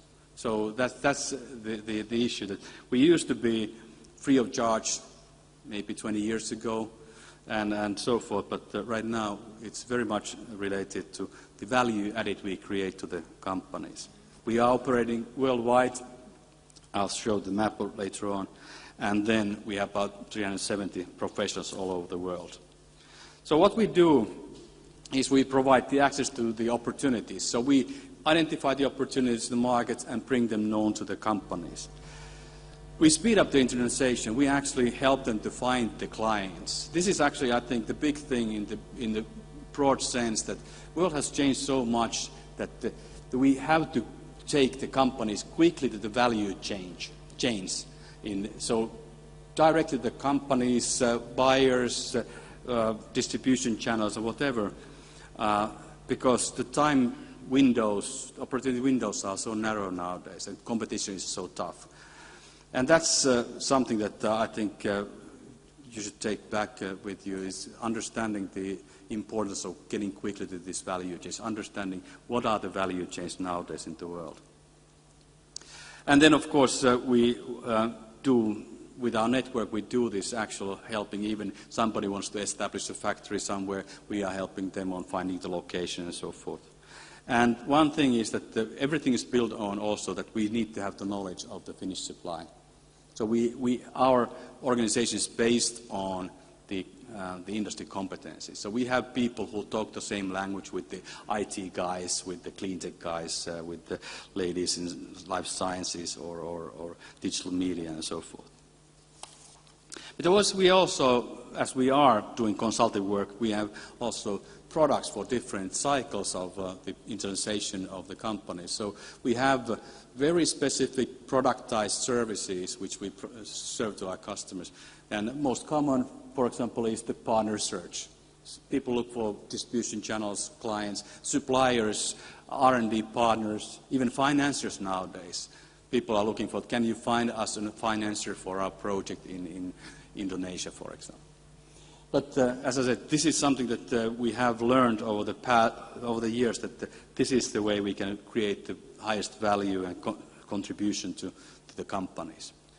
But we also are sort of part of this focus thing that Finland has selected few areas already where we have special programs what comes to the internationalization. And Cleantech Finland is definitely the most visible. We are right now promoting Finnish in the cleantech industry. It comes to energy, environment, and so forth. And there's a specific program for that. Finland Care is promoting Finnish healthcare system and the providers over there. First to Russia, but right now also to Middle East and so forth, because we have a very good healthcare system and there's something to really to sell. Future in Finland, I already mentioned that the education system we have is very good. So right now we are, for example, taking the teacher education programs to different parts of the world and so forth. It's a very, it's not, once again, creating lots of employment in Finland, but it actually raises up that we are known for something. That's the key over here. Luovimo is actually creative industries program. We are getting creative industries as international business. A little bit about foreign direct investments. I think these are very natural statements over there, that it creates more competition, it brings new competencies and so forth. But I think the last, once again, going back to this last step over there, bring the global business networks and competencies. And this is for the SMEs especially. If we can get a major company locating their R&D or manufacturing in a particular country, even sales office sometimes, they actually open up the doors for the local companies really to access this marketing or global business networks. And people, I mean, I promise to come back to the Nokia case because, as everybody knows, Nokia mobile phones part was sold to Microsoft. People said, is it good or bad? I said, yes. It depends on. From my point of view, it's a good thing because right now the mobile phone business in Nokia didn't do that well, and somebody was willing to pay 5.4 billion euros for it.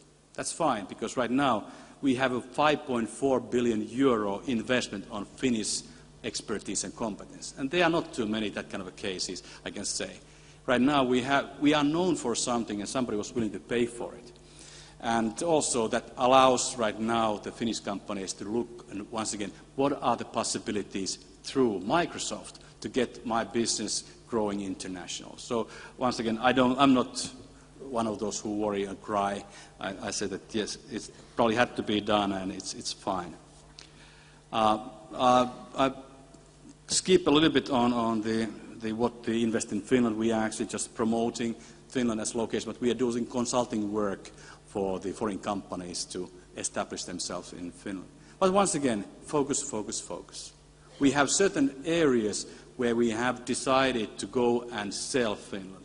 One of those, for example, as I mentioned the data centers. We have a very solid story to tell and a couple of good success stories over there, and success creates success. Of course, ICT, which was mentioned already. Wind energy, we have a big country and quite windy. It's not the best windy place, but still we have quite a lot of place over there. We're looking for that kind of investment. Tourism, because we have the northern location, we have lakes, we have the forest. It's definitely something to look after. And this is the second last slide I'm going to show you is the global network of FinPro. So we are all over the place. The last couple of years we have been expanding. Even if our financing hasn't really increased, it's actually come a little bit down on the government side, we've still been increasing our existence in strategic areas. First of all, Africa, a couple of new offices over there. Peru, Indonesia opened just recently. But also we opened last year an office in Sweden and also in Norway. So, as I said, you have to protect your own market because the competition is getting tough. And we have ignored that for some time because of the going to the Europe and going to Americas and so forth. But basically, this is something that we have done recently. I'll just have these different country maps over here. And finally, something which wasn't done by FinPro alone, it was done by Finnish government about 2 years ago. They started to think of how these small resources of Finland. Foreign ministry is represented here by the embassy here. We have the FinPro around the world. We have Tekes in Finland, Finvera financing in Finland. How can we have all these different actors to be more efficient in global terms? And they created the program called Team Finland, or it's actually nowadays an active way of doing cooperation. The easiest thing to describe is that the ambassador in Latvia is actually calling off a meeting with the actors which are located here, and they create the plan for next year. What do they do together? What are the focus areas of Finnish industry? It's not anything political, it's purely economic issues. And this Team Finland you will probably see once in a while. I think when President Niinistö was here, I think Team Finland probably, hopefully was mentioned over there as well. But this is something that it's like an umbrella brand for Finland to expose to the economic world of today. So with these words, I'd like to thank you for your attention, and I think we are ready for questions.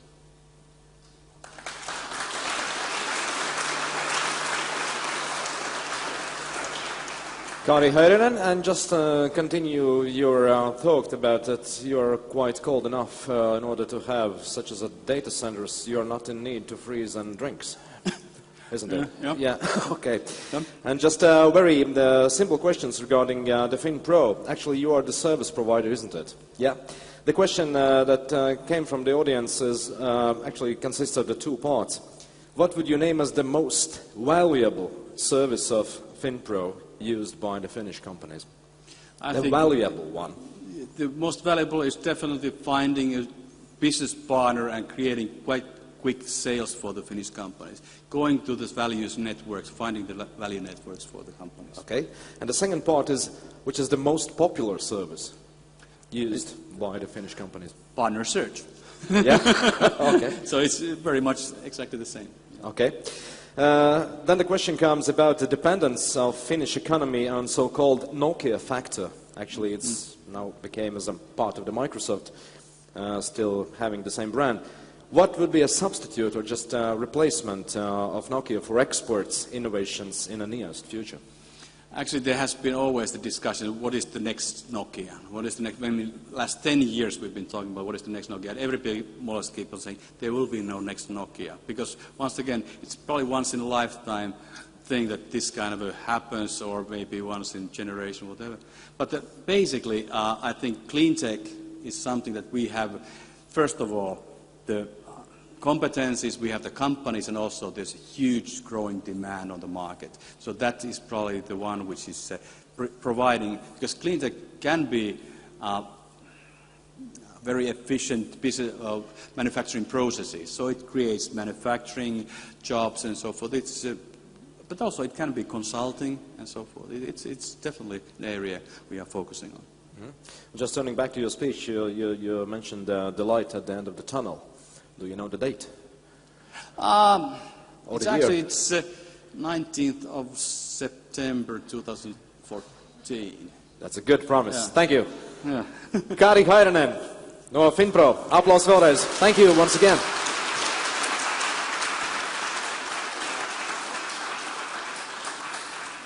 Dāmas un kungi, man jāsaka, šis būtu bijis tas brīdis, kad es ar godu un lepnumu būtu pieteicis vienu no konferences runātājiem, kas ir pieminēts konferences oficiālā žurnālā, kas ir Uve Kais Pedersens, kurš būtu gribējis izstāstīt jums par pieredzi Dānijā un īpaši vērst jūs uzmanības Dānijas pieredzi kontekstā ar sociālo līdzsvarotību un to, ka šīs valsts piemērs ir unikāls ar to, ka nepastāv iekšēji milzīgi sociāli konflikti, un tas nozīmē ļoti līdzsvarots mehānisms, kādā veidā tas ir panākts. Diemžēl jāsaka, ka Pedersen kungs ir apslims, un, kā jūs saprotat, šis ir laiks, kurā dabūt iesnas un visu kaut ko citu ir ārkārtīgi viegli. Tāpēc varbūt ar aplausiem mēs varam sveikt viņu un teikt, lai veseļojas! Paldies, bet šis ir brīdis, kad man ir tas gods pieteikt vēl vienu bestsellera autoru. Es domāju, arī pasaulē plaši pazīstamu cilvēku, kurš ir darbojies nevien finanšu sektorā un ļoti plaši un kodolīgi spēja aprakstīt ekonomiku un ekonomikas procesus, tostarp uzrakstot arī jau pieminēto bestselleru mācību grāmatu ekonomikā, tostarp arī darbojies kā Zviedrijas premjera biroja runu autors. Un šobrīd strādā Skandināviskajā Skilda bankēn kā vecākais ekonomists. Dāmas un kungi, tas ir Klaus Eklunds. Un stāsts ir par Zviedriju. Jā, sagaidiet ar aplausiem.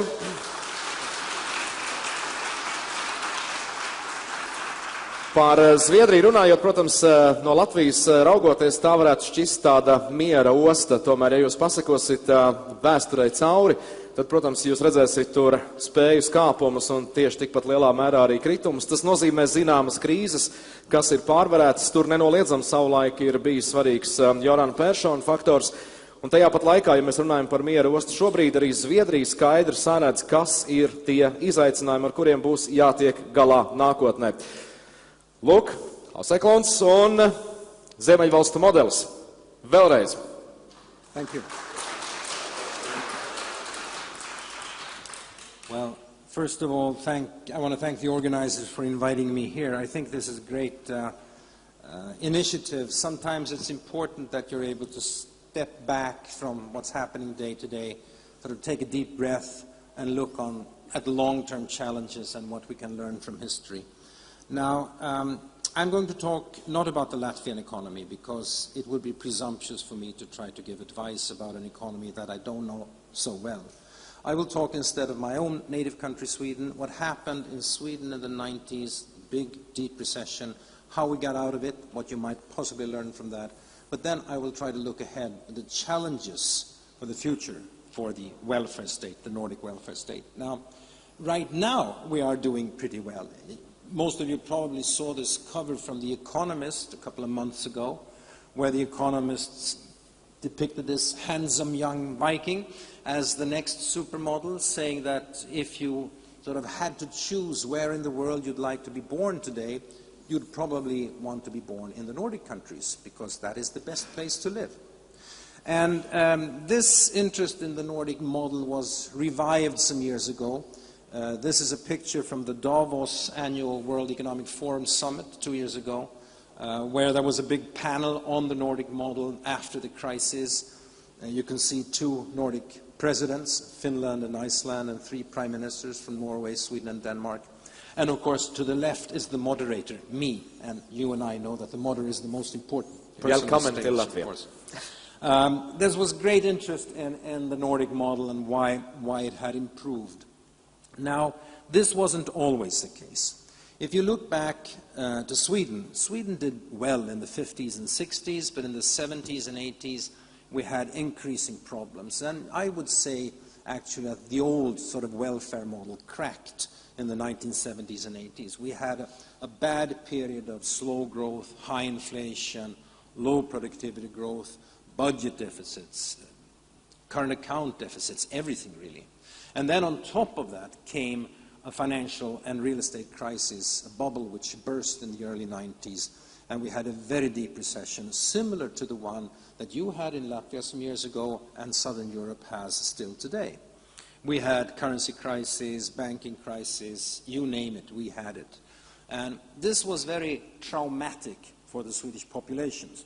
Swedes had until then been quite cocky and proud. You know, we were God's own chosen people, Sweden could do nothing wrong, and then suddenly this view of the world just cracked. That was sad, it was tragic, it was very depressive, but it made it possible to push through very deep and far-reaching economic reforms. And I will not read them out to you. Those of you who can see it there. The slides, if you want them, will be available afterwards from the organizers. But we sort of did everything at once. We entered the European Union after staying outside. We made a great budget reform, which not only meant austerity for some years, but also changed the rules of the budget, meaning we had to show surplus, meaning that we had 3-year budget limits, a number of things that sort of tightened up the budget process. We had deregulated markets in a number of different markets, utilities, also some of the welfare sectors were opened up for private competition. We had a very brutal rearrangement of the banking sector through a special plenipotentiary authority, a banking authority, which closed down some banks, restructured others, moved bad assets from the good banks into bad banks, workout companies, which had to sell them later on.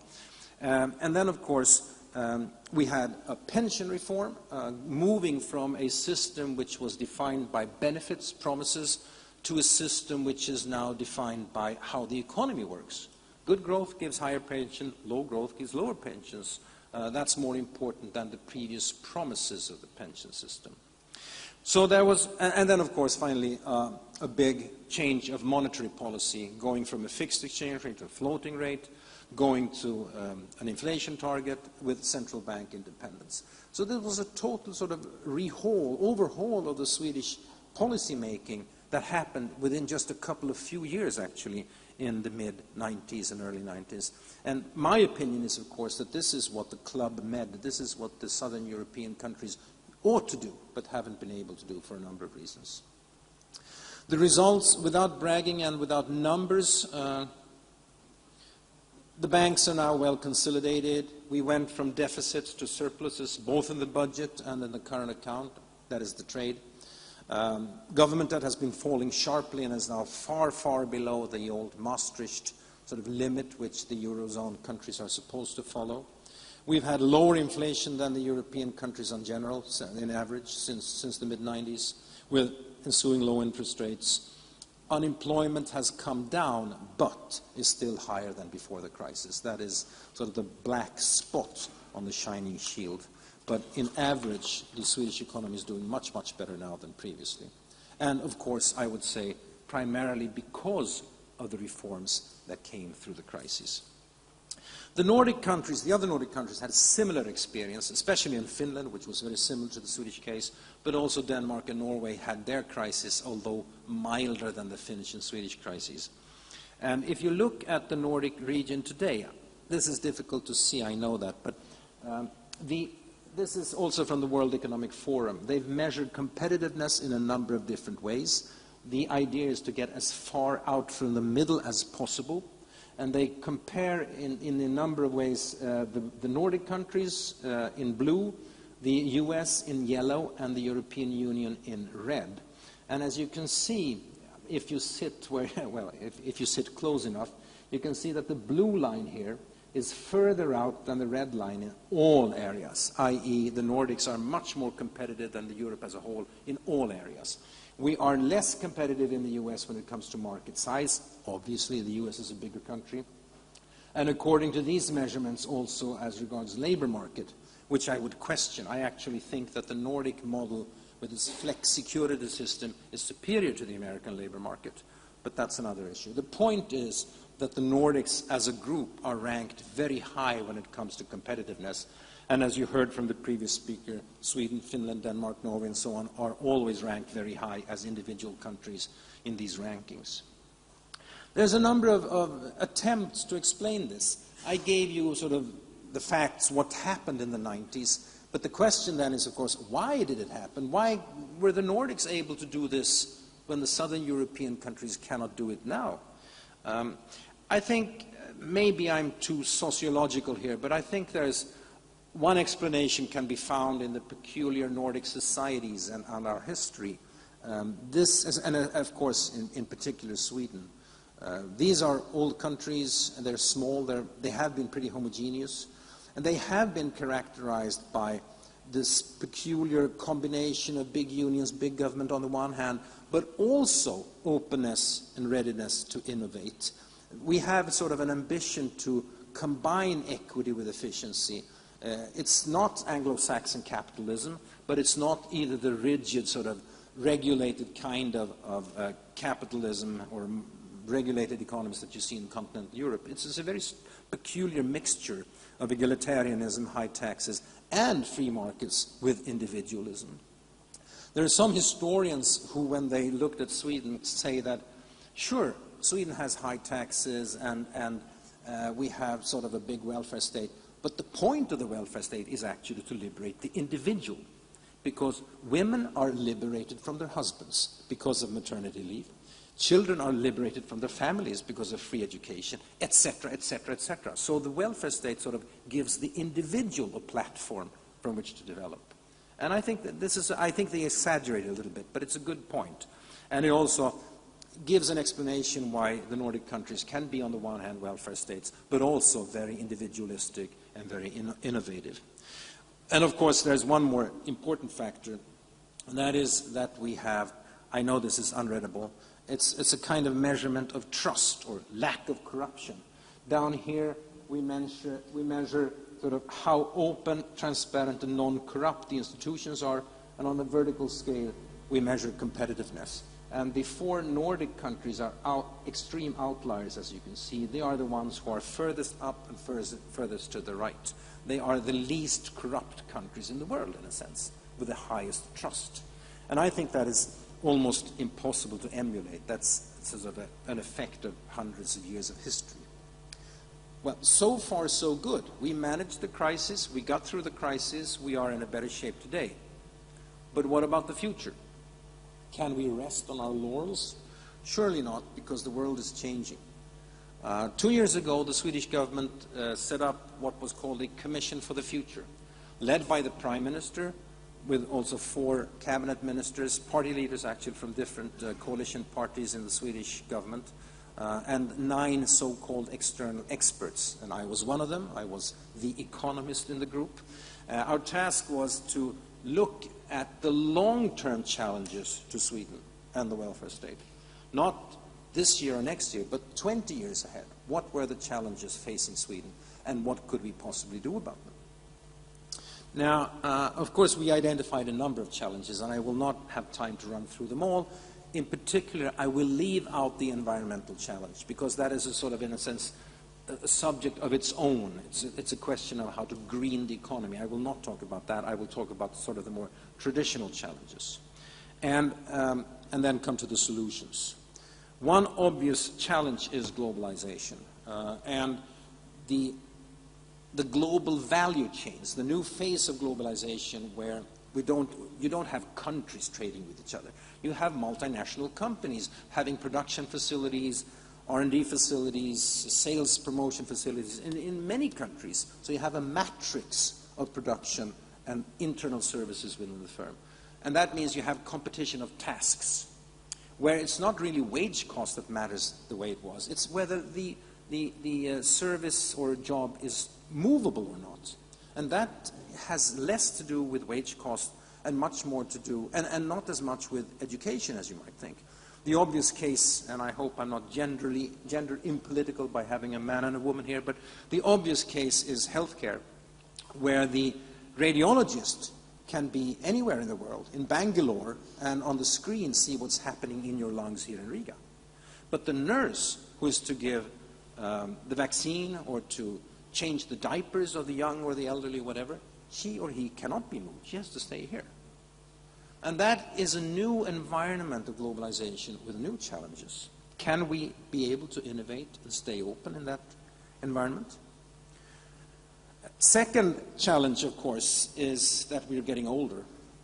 Sweden has already changed its pension system. It's much more robust now, like I said. Many other countries have not. But also in Sweden, we're facing a future where the costs of healthcare will increase as the population gets older. And that is a challenge to all of us. Will we be able to finance that, or do we have to have hike taxes again, or can we find other solutions to that challenge? The third challenge is the labor market. I said previously that we still have high unemployment in Sweden. And not only that, we have very high youth unemployment, higher than most other countries in Europe. And to a large extent, this depends on that the Swedish school system is not working very well. Kids get out of school without good enough grades. They have difficulties getting into the labor market. And part of it also depends on immigration. We have had a lot of immigration in recent years. I totally agree with Sol Singer that is potentially a huge boon. It's a great source of innovation and entrepreneurship. But the problem in Sweden is that our labor market is still too rigid. The thresholds to get into the labor market are too high. And that means that it's difficult for some of these young people coming from abroad to get into the labor market. So they stay outside, and we have sort of more or less ghettos in some of the suburbs in the big cities. And this is a huge threat to the old Swedish cohesiveness of society, when you have big groups of immigrant, angry young men who are outside the realms of society. And I think Denmark has the same problem. Finland does not really. Norway has increasing problems that way. Looks almost the same in most Nordic countries. So what can we do? The Commission didn't say much about that because the chairman, the Prime Minister, was very careful not to say too much. But as a member of the Commission, I'm free to say what I think the solutions are. So obviously I think the first and most important one when it comes to economics is to build a much more dynamic economy. We have to build and spread knowledge. I also here totally agree with the speaker, Sol Singer, when he said that you shouldn't overemphasize R&D in big companies, hoping for the big technological breakthroughs, the new Nokias or the new pharmas or whatever. Sure, you might succeed. But countries like Finland, Latvia, and Sweden, we are very, very small. We cannot really trust that we, as 0.1% of the global population, will be able to come up with the great new technological inventions. For us, it's much more important to be able to spread knowledge across the economy and to have a general sort of climate of entrepreneurship and dynamism. And that means we have a much broader task to create a creative society. And I also there agree with what Singer said. This means that we have to encourage the shape, the creation of SMEs. We have to overhaul taxes and regulations. We have to sort of climb down from harassment. Politicians must not harass small entrepreneurs. And of course, we need to build infrastructure, both digital and analog, to sort of simplify things for the entrepreneurs. Second recipe is that we shouldn't be too cocky when it comes to the labor market. The Nordic countries in general sort of say that we want to build a labor market, a society where everybody has good education, everybody has a high salary, and so on and so forth. But that means that you actually shut out a large number of people who are not very productive and not interested in higher education. So we need a labor market which walks on two legs, with lower thresholds for those people who are coming into the labor market, not to exclude them. We need to improve the way that schools and business work together.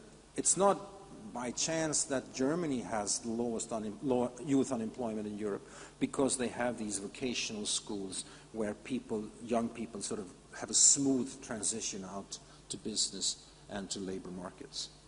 So I think this change of the labor market is very important for the Nordic countries in general and Sweden in particular.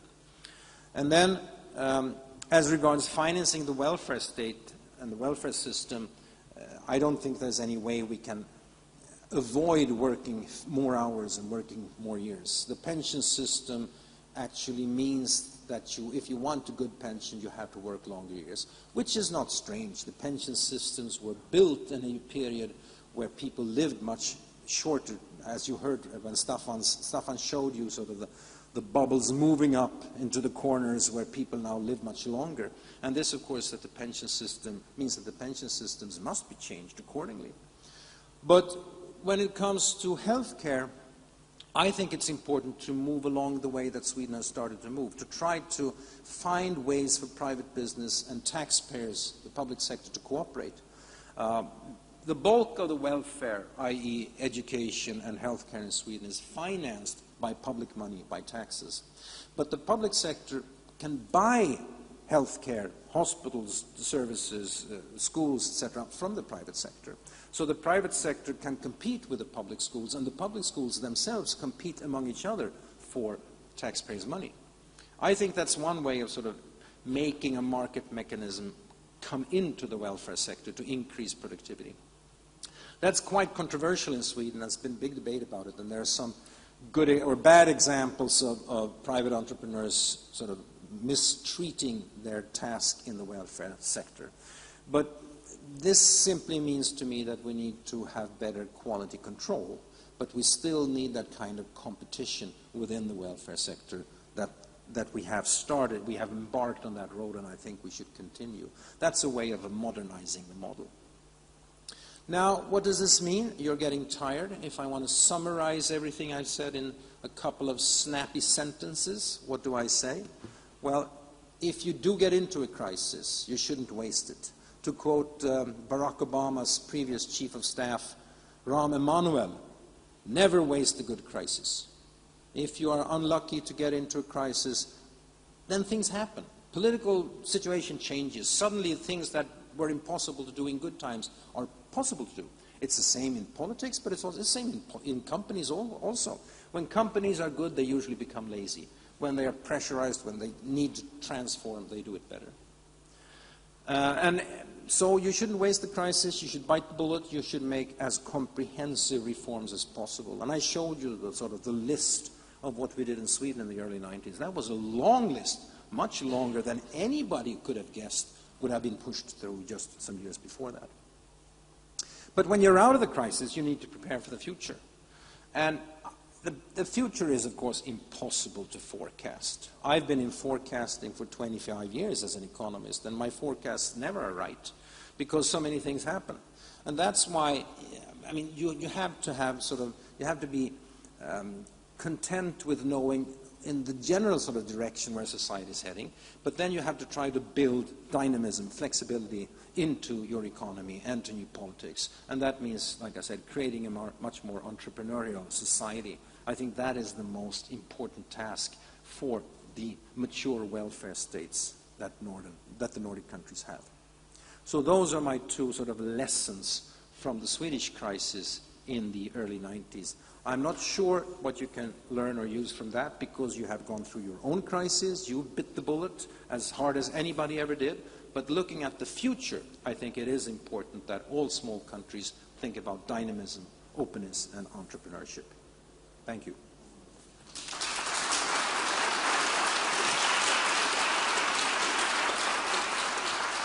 Thank you, Mr. Eklund. And here comes the questions. Is there also any bad aspects which came after all of those reforms in Sweden? Probably you can mention and describe them. The bad aspects? Well, the pressure on the economy was so great and the scrapping of old capital in industry was so huge that the industrial sort of sector first shrank a lot, and that created unemployment. And like I said, the labor market is still too rigid. It's been impossible to get unemployment down. We're stuck with high unemployment. And that, I think, is the worst effect of the crisis. It's taken a long, long time to stop the rise of unemployment, and it's going to take a long time to get it down, unless we do these reforms that I talk about. Other people will claim also that probably the distribution of income has become too skewed. The difference between the rich and the poor has increased. But I think, yeah, I don't like that either. But I don't think it's particularly Swedish. I think that's happening almost all over the world as a result of globalization, the pressure from low-cost countries, and technical development where you need to be more educated to handle sophisticated machines and things like that. So I don't think that's well, it's partly because of the crisis and the reforms, but the main cause of that is really a bigger picture, global picture. Okay, and actually a bit more detailed question regarding the welfare. We know that the old welfare model of Nordic countries means higher taxes in order to have a social safety stability in return. And we know that this model has transformed and is transforming already today. Could you give some examples which taxes has been reduced and which social services today are not available or actually is limited in the context of the reforms? There were two waves of tax reforms, actually. There was a big tax reform in the early 90s where the top marginal tax rates on income came down sharply and the tax base was broadened. VAT tax, the value-added tax, that is, tax on the environment, things like that, were hiked instead. But the total tax level stayed pretty high, but the tax system became more sound. It didn't create as much distortions as previously. The second wave of tax reforms have taken place during the present government, quite controversial, but they have continued to push down income tax quite sharply, not for the rich, but for the sort of median earner, nurses, policemen, things like that, to make it easier for them to have sort of a positive wage development. So total tax ratio has come down. We are not the country with the biggest public sector anymore. We used to be, we're not. Denmark is now bigger than Sweden, Denmark's public sector, and a few others actually. We are much more of a normal European country in that sense. As regards the welfare services, there has not been any big revolutionary changes. Some fees have gone up, but I think the more important thing is that some of the benefits on the transfer side have been cut. The sick allowance or health allowance system is not as generous as it was back in the 80s. You can't get 100% of your salary if you're homesick. Things like that, which I think is not too strange to change it that way. But it's been politically controversial, of course. The question, Latvia has advertised its economic success story to overcome the crisis on a stability, which brought the real results. But actually the question is stability such as a welcome thing if the aim or the mission is to reach dynamic economy? This is a philosophical, almost religious question. That has been asked. If you look at the public budget, I think stability is extremely important. That's why I'm all in favor of the kind of surplus targets that we have in Sweden, because it means that when the crisis comes, you have buffers. So I'm very much in favor of budget stability. But of course, when it comes to the economy as a whole, we don't want a stable, non-changing economy. We want what Joseph Schumpeter, the Austrian economist, called creative destruction. We want new business to grow, but then, of course, if the new business is to grow, old business must die. That's sort of the way of life. You cannot have an economy where old business just survives and survives and survives. If the economy is supposed to change, be dynamic, you have to have new companies alongside with dying companies. But that's exactly why the labor market is so important, because it has to be flexible. People who are sort of losing their job on the old side of the economy must be able to move over and find new jobs in the new side of the economy. And if that's not happening, then you get high unemployment. So you need a dynamic economy with lots of change and not that kind of stability which prevents old companies from dying. The SCB recently moved the back office services to Latvia. Do you think that Latvia becomes more like India when it comes to the business More like support? India. Well, you're a bit smaller. Okay. But yes, I mean, the move of that kind of services was quite successful, and we're continuing to do that. I work mainly in the southern city of Malmö, south of Sweden, where we still have some of back offices functions still left, but these are the last ones. They are now moving to Latvia, and we've had Latvian colleagues coming in, teaching our Malmö people how to improve before the jobs are moved to Latvia. And I don't see any end to that. I see that continuing. But of course, India can be a challenge because their costs are lower, and technology doesn't really matter where you sit. But to a certain extent, I think geographical proximity and cultural proximity is important. So as far as I know, I think Latvia is still very attractive for Swedish back office functions. Where do you see the growth potential for such as small countries as Baltic, for example, and taking into account that we are not able to pay just higher taxes or just to increase them, and we have very limited resources to invest in education and science? Sure, these are sort of threats or obstacles, but they're also opportunities. This simply means that we have to work harder in other ways, in other areas. We have heard a lot about other countries that are similar in a sense. Singapore, small country, no natural resources, but they succeed anyway.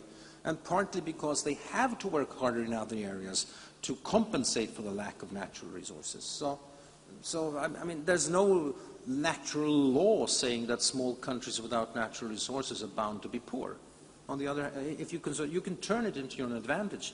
Like many speakers have said already, if you're a small country, then you have to expand internationally. You have to shape up. You have to be good. You have to be international. And why should you be able to do that? Tusen tack. Lars Eklund.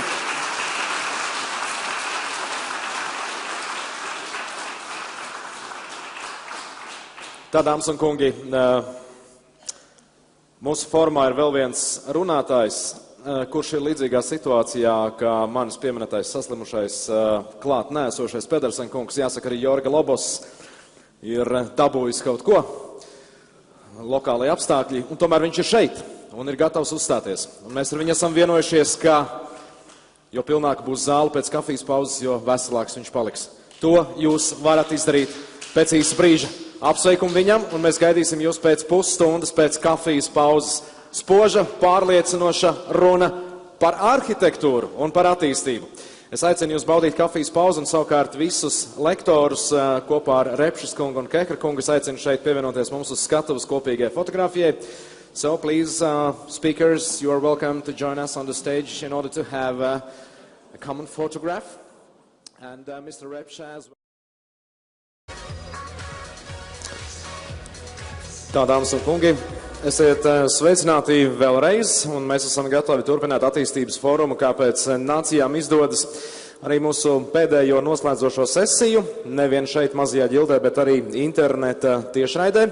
Protams, ka laiks un kafijas pauzes zālē izgrauž ar vien lielākus robus, bet droši vien, ka tas nemazina skatītāju interesi tiešsaistes režīmā.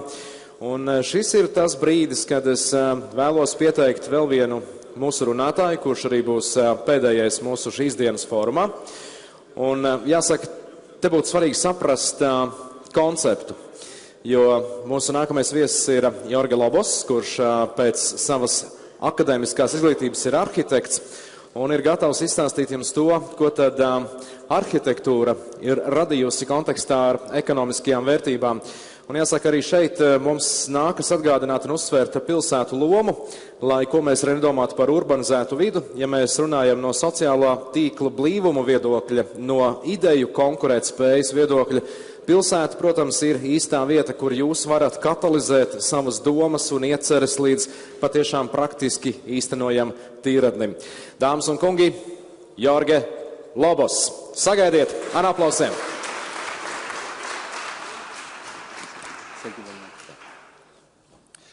Well, thank you very much for the invitation, Mr. Einar Repse, and the great job of Krista. I don't know where is Krista, and all the people at the organization. Really, I am very glad to be for the third time in Riga.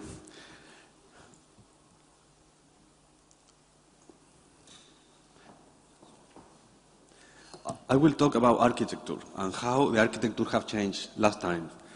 Mainly about the places that normal or official planning don't reach or don't consider.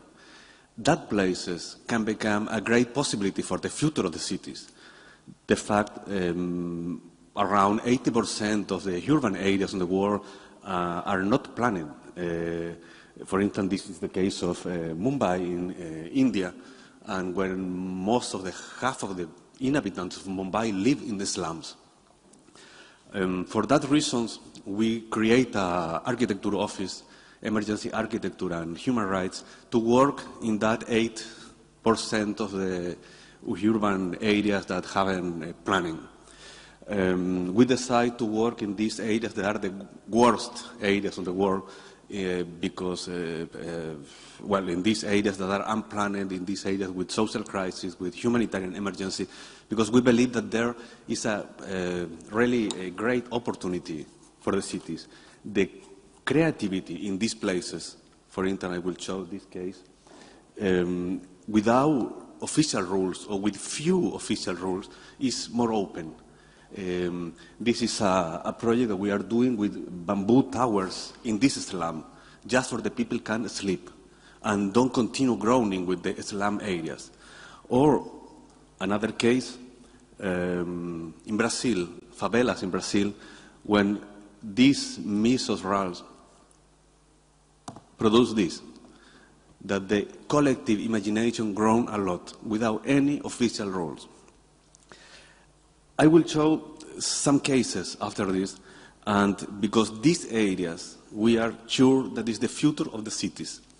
And these areas have the possibility to create social balance.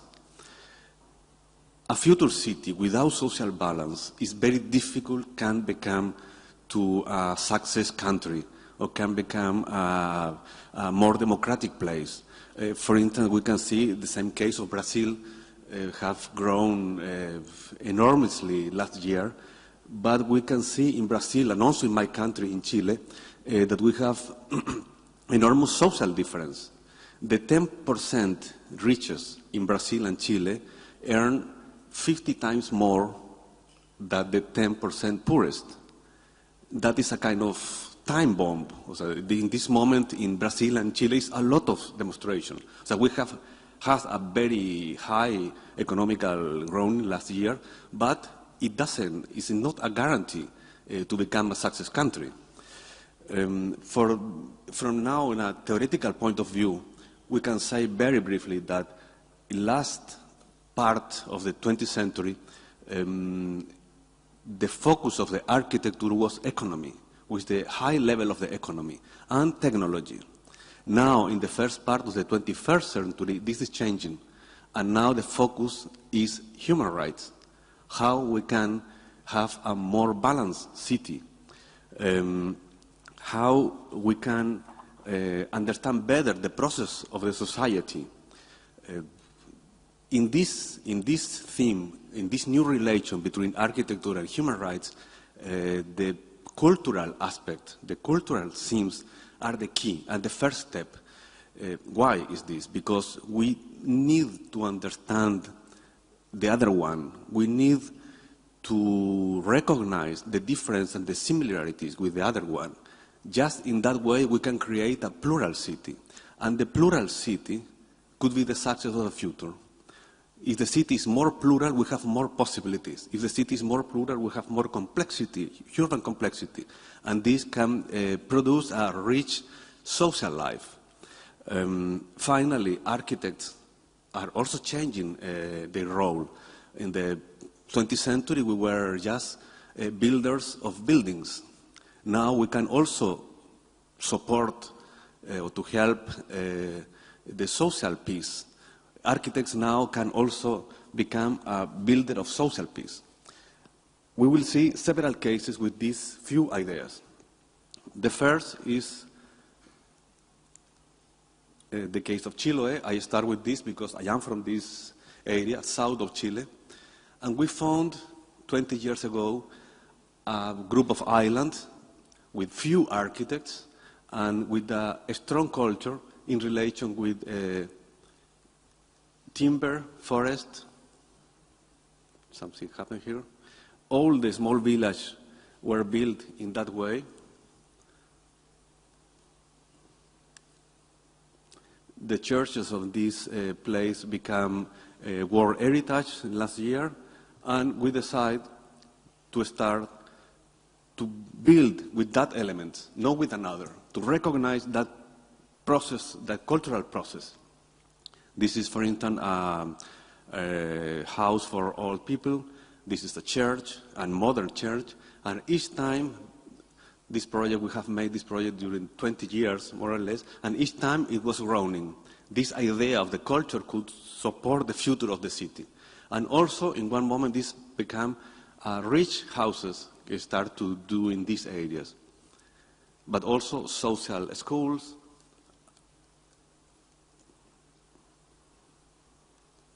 And this is just a demonstration. I believe that there is a problem with the photographer, maybe, case interfering the signal. You? Thank you very much.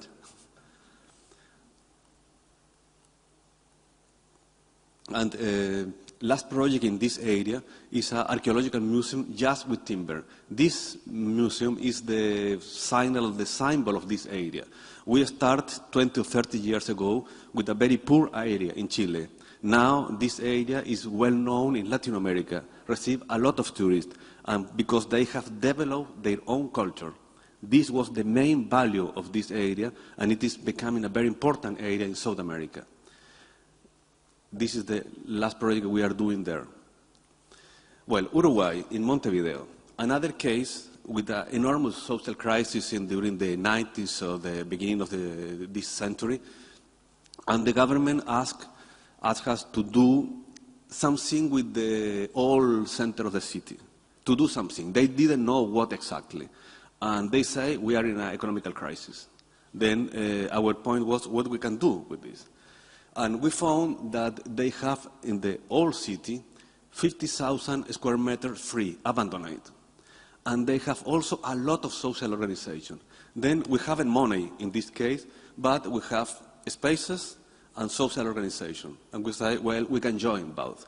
And the proposition was don't build anything, was just to divide these spaces and to give for free to the social organization, just with the condition that they can create social activities to improve the social life of Montevideo. And this was the conclusion of the project. After that, the same government asked us to develop a huge bus station and train station in Montevideo, in a worker neighborhoods around the main city. By the way, Uruguay has conditions very similar to Latvia. 3 million of inhabitants, is one of the smaller countries in South America, and I believe that with a GDP similar to Latvia.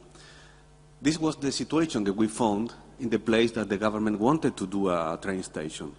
When we talk with the people in these places, they say, this is another picture of the same, industries have left the area. This was the situation in this area. A lot of demonstration, and no one wanted to have a bus station or a new train station.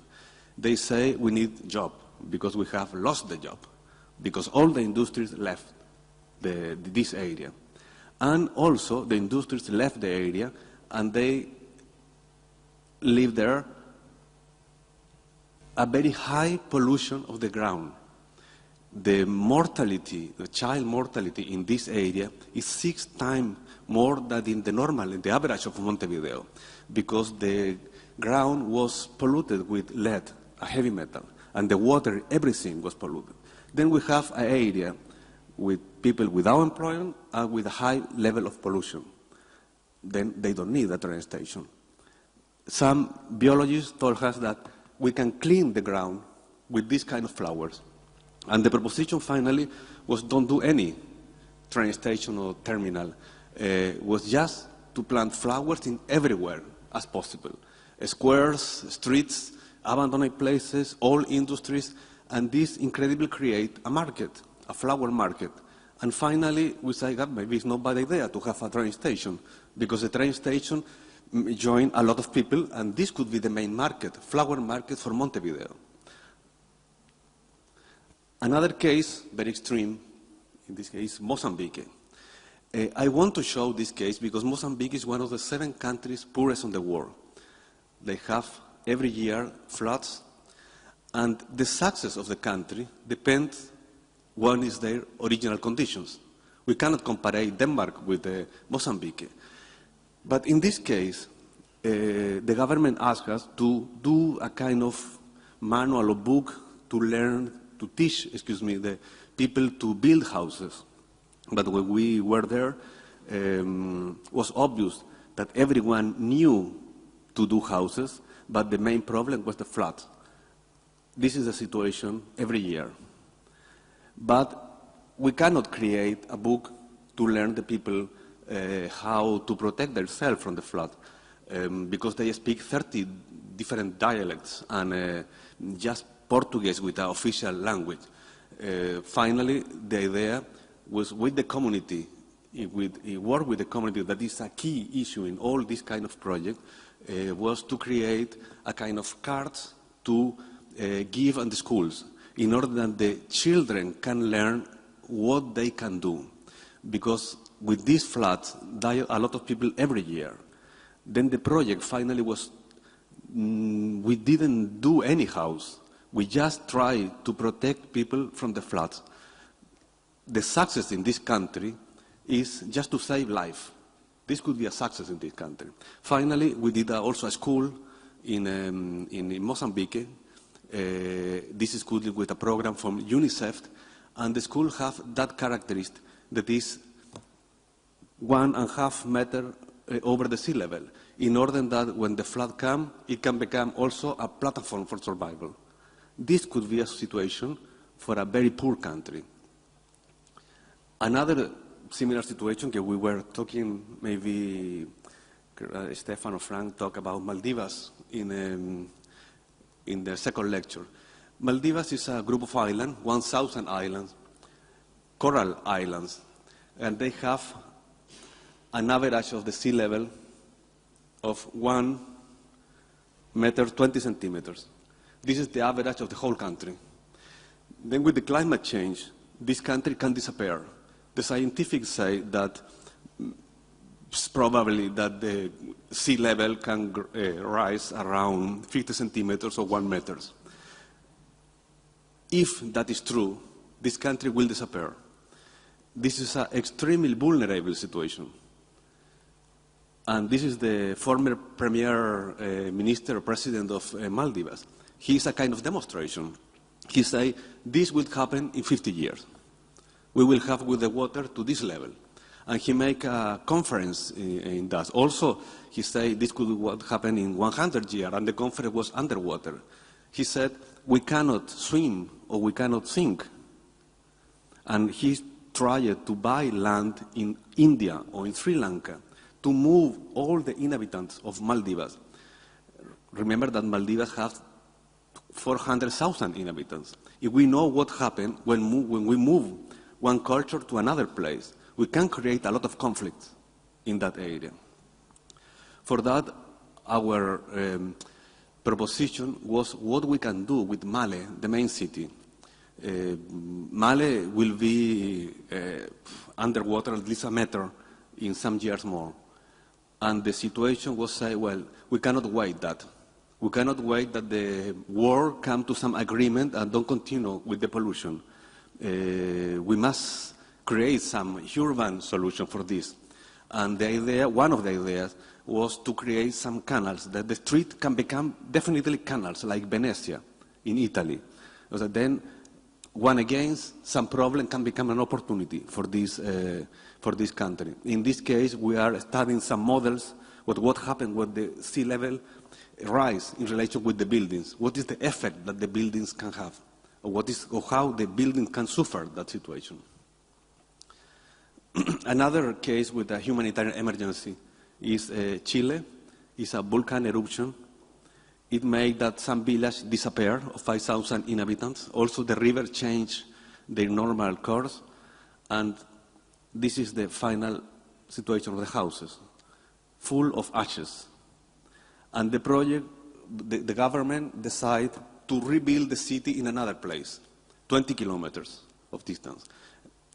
The 5,000 inhabitants complain a lot and they don't want to move, because in that area they have their heritage, they have their grandfather have died, they know the wife or they know their girlfriends, they have the life in that place. They don't want to move from that. For that, we decided to maintain the people around the city in a safer area, but to maintain all the tragedy and to create a park or memorial. Okay, this park could be the economical possibility for the future of this place, because in that park we can see what happened with the volcano eruption camp, and we can see also the incredible shape of the lava. We can see what happened with this kind of tragedy, and also it is an interesting place to visit for the wonderful nature that he has. Italy abandoned villages 50 kilometers from Rome, is 1 hour of Rome. They have several cities with almost no people and middle-aged cities. This is an enormous richness for this area, but they have passed 50 years so from the Second War almost without people. This is the heritage, and this is small places, they're wonderful places. And our project is to try to recover these areas and to stimulate new families to have a new life, just to 50 or 60 kilometers from Rome. And they have a train, they spend 1 hour to come here, and this could be a great possibility to have a new life, ecological life for young families. And the first step in this project is don't build anything, it's just to create social activities and to try to involve people in this idea that we can recover places. It is a little bit strange in the world because we have a lot of abandoned cities and places, and we continue building in another areas. This is, we're trying also sometimes don't build anything else. Maybe just recover abandoned places like this. Another case in Sardinia Island, is a industrial city is also in an economical crisis these years, and of course a lot of demonstration, and architecture cannot do anything about that, but at the least we can suppose what had happened with that towers, with this industry. This tower is higher than the Eiffel Tower. This is in a city of 50,000 inhabitants. So we can create here a new art cultural center for the whole island or for the whole Mediterranean, because Sardinia is in the middle of the Mediterranean. So this city could have a lot of architectural or urban possibilities just if we try to stimulate the creativity. This case is very special. It's Chile, Peru, and Bolivia. I need to talk a bit about this. I explained this case to Heiner Reps in our meeting. This is a political crisis from 120 years or more. It was a war among Peru, Bolivia, and Chile, and finally Bolivia lost the access to the Pacific Ocean, and also Peru lost some land in this area. These have been an eternal conflict among Peru, Bolivia, and Chile. In all the international forum, international meetings, come again this reivindication of Bolivia to have the possibility to go to the Pacific Ocean. And of course, the relations among our countries are very weak, are in a lot of problems always. And this is one of the elements that avoid that we can continue growing economically. Now, one architect of our office thought, but why we are not able to create some solution in this case? One solution 20 years ago was the Chilean offer to Bolivia was to create a corridor there. Remember that Chile is a very narrow country. In this part, we have just 100 kilometers. Then Chile offered to Bolivia to have a corridor of 8 kilometers for 100 kilometers to go to the Pacific Ocean.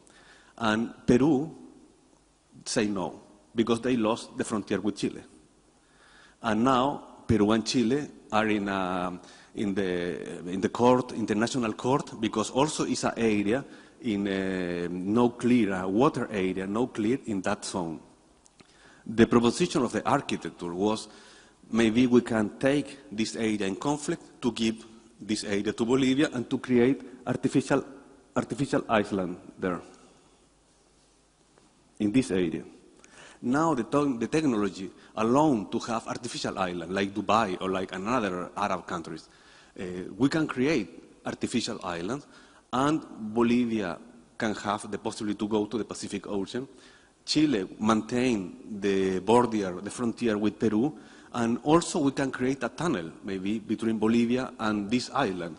Just are 100 kilometers. This sounds a lot, but if we remember, Madrid, the subway of Madrid have 170 kilometers. The subway of Tokyo is double of Madrid. Then it sounds a little bit crazy, but maybe it's not so.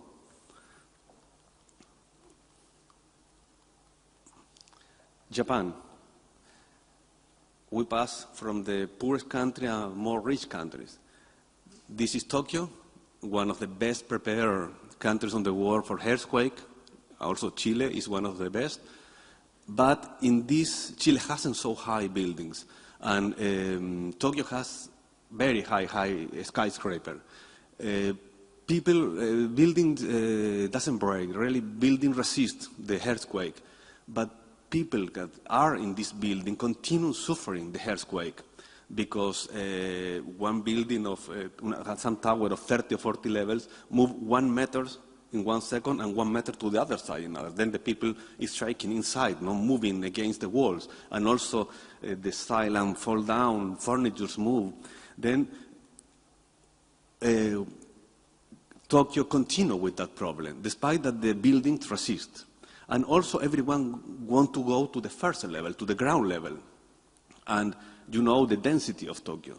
So imagine what happened, we have an earthquake, and everyone go to the ground level. So the density and the crowded is incredibly high, and also this could be a problem. Then the project that we were developing with Copenhagen, with the university, the Academy of Architecture, was to create a kind of bubbles, a kind of artificial bubbles between the buildings. This, we say, to create building with airbag, like with the cars. When the buildings start to move, they can appear these bubbles, and people can enter there. Just we need to be able to detect 30 seconds or 1 minute the earthquake before. And that could be because the sound in the ground level, because the first comes the sound, and after is the movement. And maybe we can try, we can get some solution for that. But if we cannot, we're thinking that maybe we can create public spaces among private buildings. And this will means that we will have a double public space. Now the streets are very crowded, but maybe we can create different levels for public spaces and also to keep people from the earthquake. Then what I was saying with this, that we are thinking before in the tragedy, before in the problems, and afterward appear a lot of possibilities, a new solution for another thing that we haven't seen before. This case also is quite interesting. It's a scientific research from the 60s of a Japanese scientific. He found that the jellyfish in the very deep part of the sea has their own light. And it was quite amazing. They have no possibility that the sun comes, but they produce light. Why they produce light? Because they have a gene, phosphorescent gene. And now, some scientists get 10 years ago that this gene can pass to another animals. For instance, this is a monkey, phosphorescent monkey. And this is the hand of the scientific. So you can see that now we can have monkeys and also cats and rabbits that they can produce their own light because the gene is alive just in an organism. And we are thinking what happens if we pass this gene to another element of architecture. This is the map of the light, the energy that uses the world in one night. Okay, we can see the light that produces the world from another planet. It's incredible, the production of energy that the world. And if we are able to get this gene to pass to the trees, for instance, or the plant, we can have parks and trees that can produce their own light. This will be an enormous save for the city. And also, maybe in some construction materials, maybe some cover of the buildings could have this kind of production of light. Right now, we imagine that this could be, in this way, a park with light, with their own light, but also we have now textile, that textile can produce their own light. They take the light during the day and give light during the night. This could be, for instance, a solution for the refugee camps from Syria. Syria, in a refugee camp, is full of tents. Electricity is the last preoccupation of the international organization, but maybe if we use in the tents this kind of technology, we can have electricity in all the places. Well, Denmark, one of the 7 richest countries in the world, welfare state, we have talked a lot about that, but in Denmark, in Copenhagen, there are almost 2,000 homeless. And every place for development that could be have a gap to work, to be more democratic and to be more equal. In this case, the project was to create a space for people that don't want to be part of the system. It is not that Denmark don't give possibility for homeless. They give possibilities, but homeless, for different reasons, don't want to take that. They want to be in another system. For that, we create a building. It's an open building without any administration, but we have a problem. We need a low-cost building. And with the enormous amount of rules in Denmark, it's almost impossible for us to have a low-cost building. Then we found some articles that say that we can create a piece of art for 6 months. And no one defined what is a piece of art. Then we say that our project is a piece of art. It's not architecture. And we have right to have this piece of art 6 months, especially in winter, which is the main problem for homeless. And we got authorization for a museum, and we put this building, a piece of art, in the garden of the museum. And this was a container project, and the homeless were this project in that way. The other 6 months, when we need to move the project, this was used for schools that to know how homeless live, and also became a very fashion project in a design exhibition last year. I will take here an enormous risk, because I will speak about Latvia, Skrunta Uno. We found in a newspaper article that say that all the history of this city. Please excuse me, I haven't been there. We work in this case 6 months with the Italian and Chilean students of architecture. And we thought, well, what we can do with a military city, abandoned military city. But we don't know Latvia. We were working in Italy and Chile, mainly in Chile. And we said, well, the first thing is to add some Latvian here. We tried to find the Latvians that live in Chile. We found 13 Latvians in Chile. Ilse was the representative of the government, the Latvian government there, and Guna was a student of architecture, was the main support for this project. Armands, a pianist, he was contract for the university, public university in Chile, and a dentist called also Ilse. Ilse, the dentist, make a wonderful lecture for the architecture student in Chile, and explain how the culture of Latvia, what they want. She show us also this festival that you have each 5 years with a singer or group of chorus or group of singers, which I believe that is very important in Latvia. Well, the point was that we started to work with them. This is the building that disappeared, I believe, and this is a picture of the situation Now, this is the situation, a more actual picture. And we say, well, what we can do with this? This is in the middle of nothing. Some group of architects and students say, well, we can allow that nature take this place. And maybe it could become an ecological place for sport or something like that. Another group say, well, maybe we can maintain some kind of essence, like the department, because the department has glasses and some furnitures. Maybe we can keep that like a treasure to know how was this time, and to create another kind of open museum there.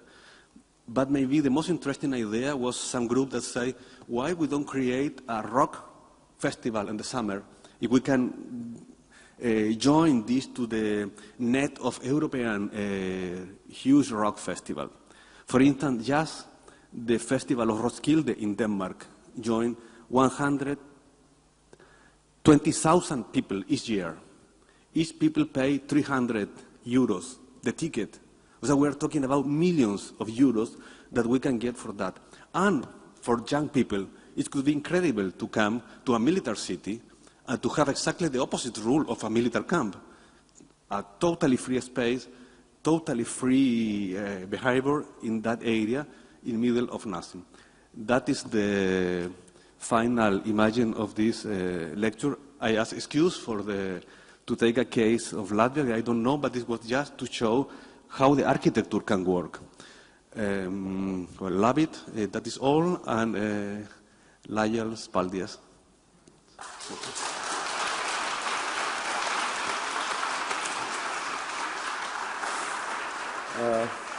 Paldies, Jorges, Lovasam, un es teikšu, ka es manīju neticību daži cilvēki sejās, un tajā pat laikā atcerieties, ko Sauls Singers no rīta teica.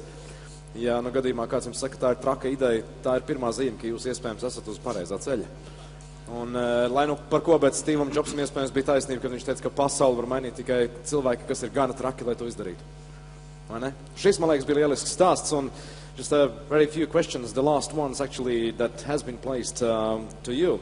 The role of the cities as magnets or drivers for the economic growth are increasing. Still, actually, it's some 5 or 6 years ago when the half of the inhabitants of the world, or the globe, just moved to the urban areas. Mm-hmm. But the question is, what's the general values we have to place in a base in the planning process of a modern, attractive, as well as the vivid future city? Mm-hmm. Well, it's supposed that in the future years, the most of the people will live in urban areas. Of course, the urban areas offer more complexity, enormous possibilities in relation and rural areas. The fact that slum, the first picture that I showed in this lecture, was is a slum, but in UN Habitat say that the slum is the first step that the people enter to the urban life.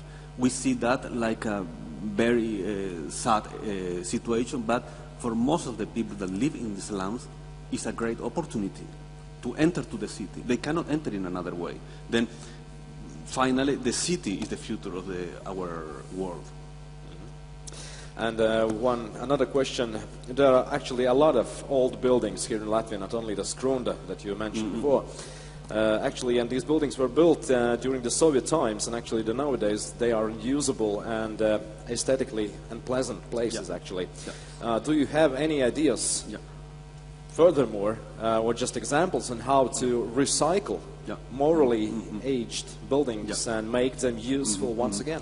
Yeah, we were working also, I didn't show this, but we were working in this kind of a social housing building around Riga from the 60s or the 70s. They are in a very bad condition, but they have a lot of free space around. And that is an enormous value for the future of this building. This building can easily become a very green area. We can protect this building and cover for another material, and to create also flowers, or create also another life in this building. It's really totally possible to recover. Okay.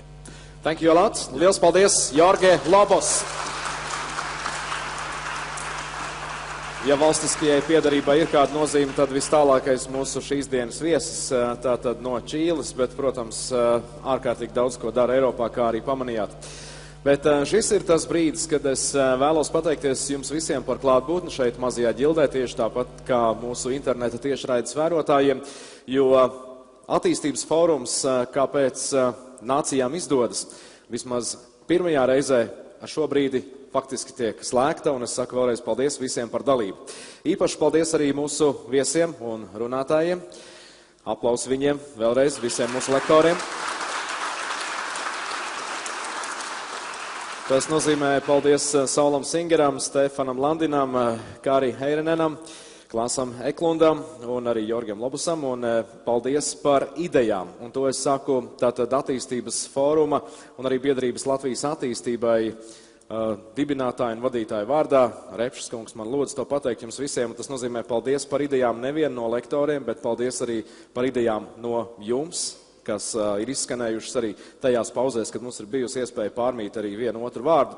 Savukārt attiecībā uz to, kas ir dzirdēts un redzēts, protams, ka jums būs iespēja to iepazīties detalizēti un atkārtoti Latvijas attīstībai mājaslapā, tostarp gan kā video versijas, ja mēs runājam par runātājiem, tāpat arī prezentāciju materiāls. Ar to jūs varēsiet, protams, iepazīties. Bet šobrīd noslēdzot, man laikam jāatgriežas pie vienas citas runas, ko es esmu savulaik skatījies gan populārajā portālā td.com. Un Simons Sineks, kurš nodarbojas ar korporatīvo kultūru pētniecību, man šķiet ir pieminējis ārkārtīgi labu un spilgtu piemēru, kas vienmēr ir būtisks domājot par attīstību. Un viņa piemērs ir balstīts uz to, ko savulaik ir teicis Mārtiņš Luters Kings. Un tā ir viņa slavenā "man ir sapnis" runa. Bet tā liela atšķirība ir tāda, ka viņš saka, un tā nekad nebija "man ir plāns" runa. Sapnis ir ārkārtīgi svarīgs, jo tas ir kaut kas tāds, kam jūs ticat, tas ir kaut kas tāds, kādēļ jūs esat gatavi pārvarēt šķietamas barjeras, un tas ir tas, kur jūs smeļaties spēku, lai būtu gana traki. Ar vārdu traki es saprotu patiesi iedvesmu un pārliecību, ka jūs varat izdarīt to, ko esat nodomājuši. Paldies jums vēlreiz, lai jums jauka pēcpusdiena.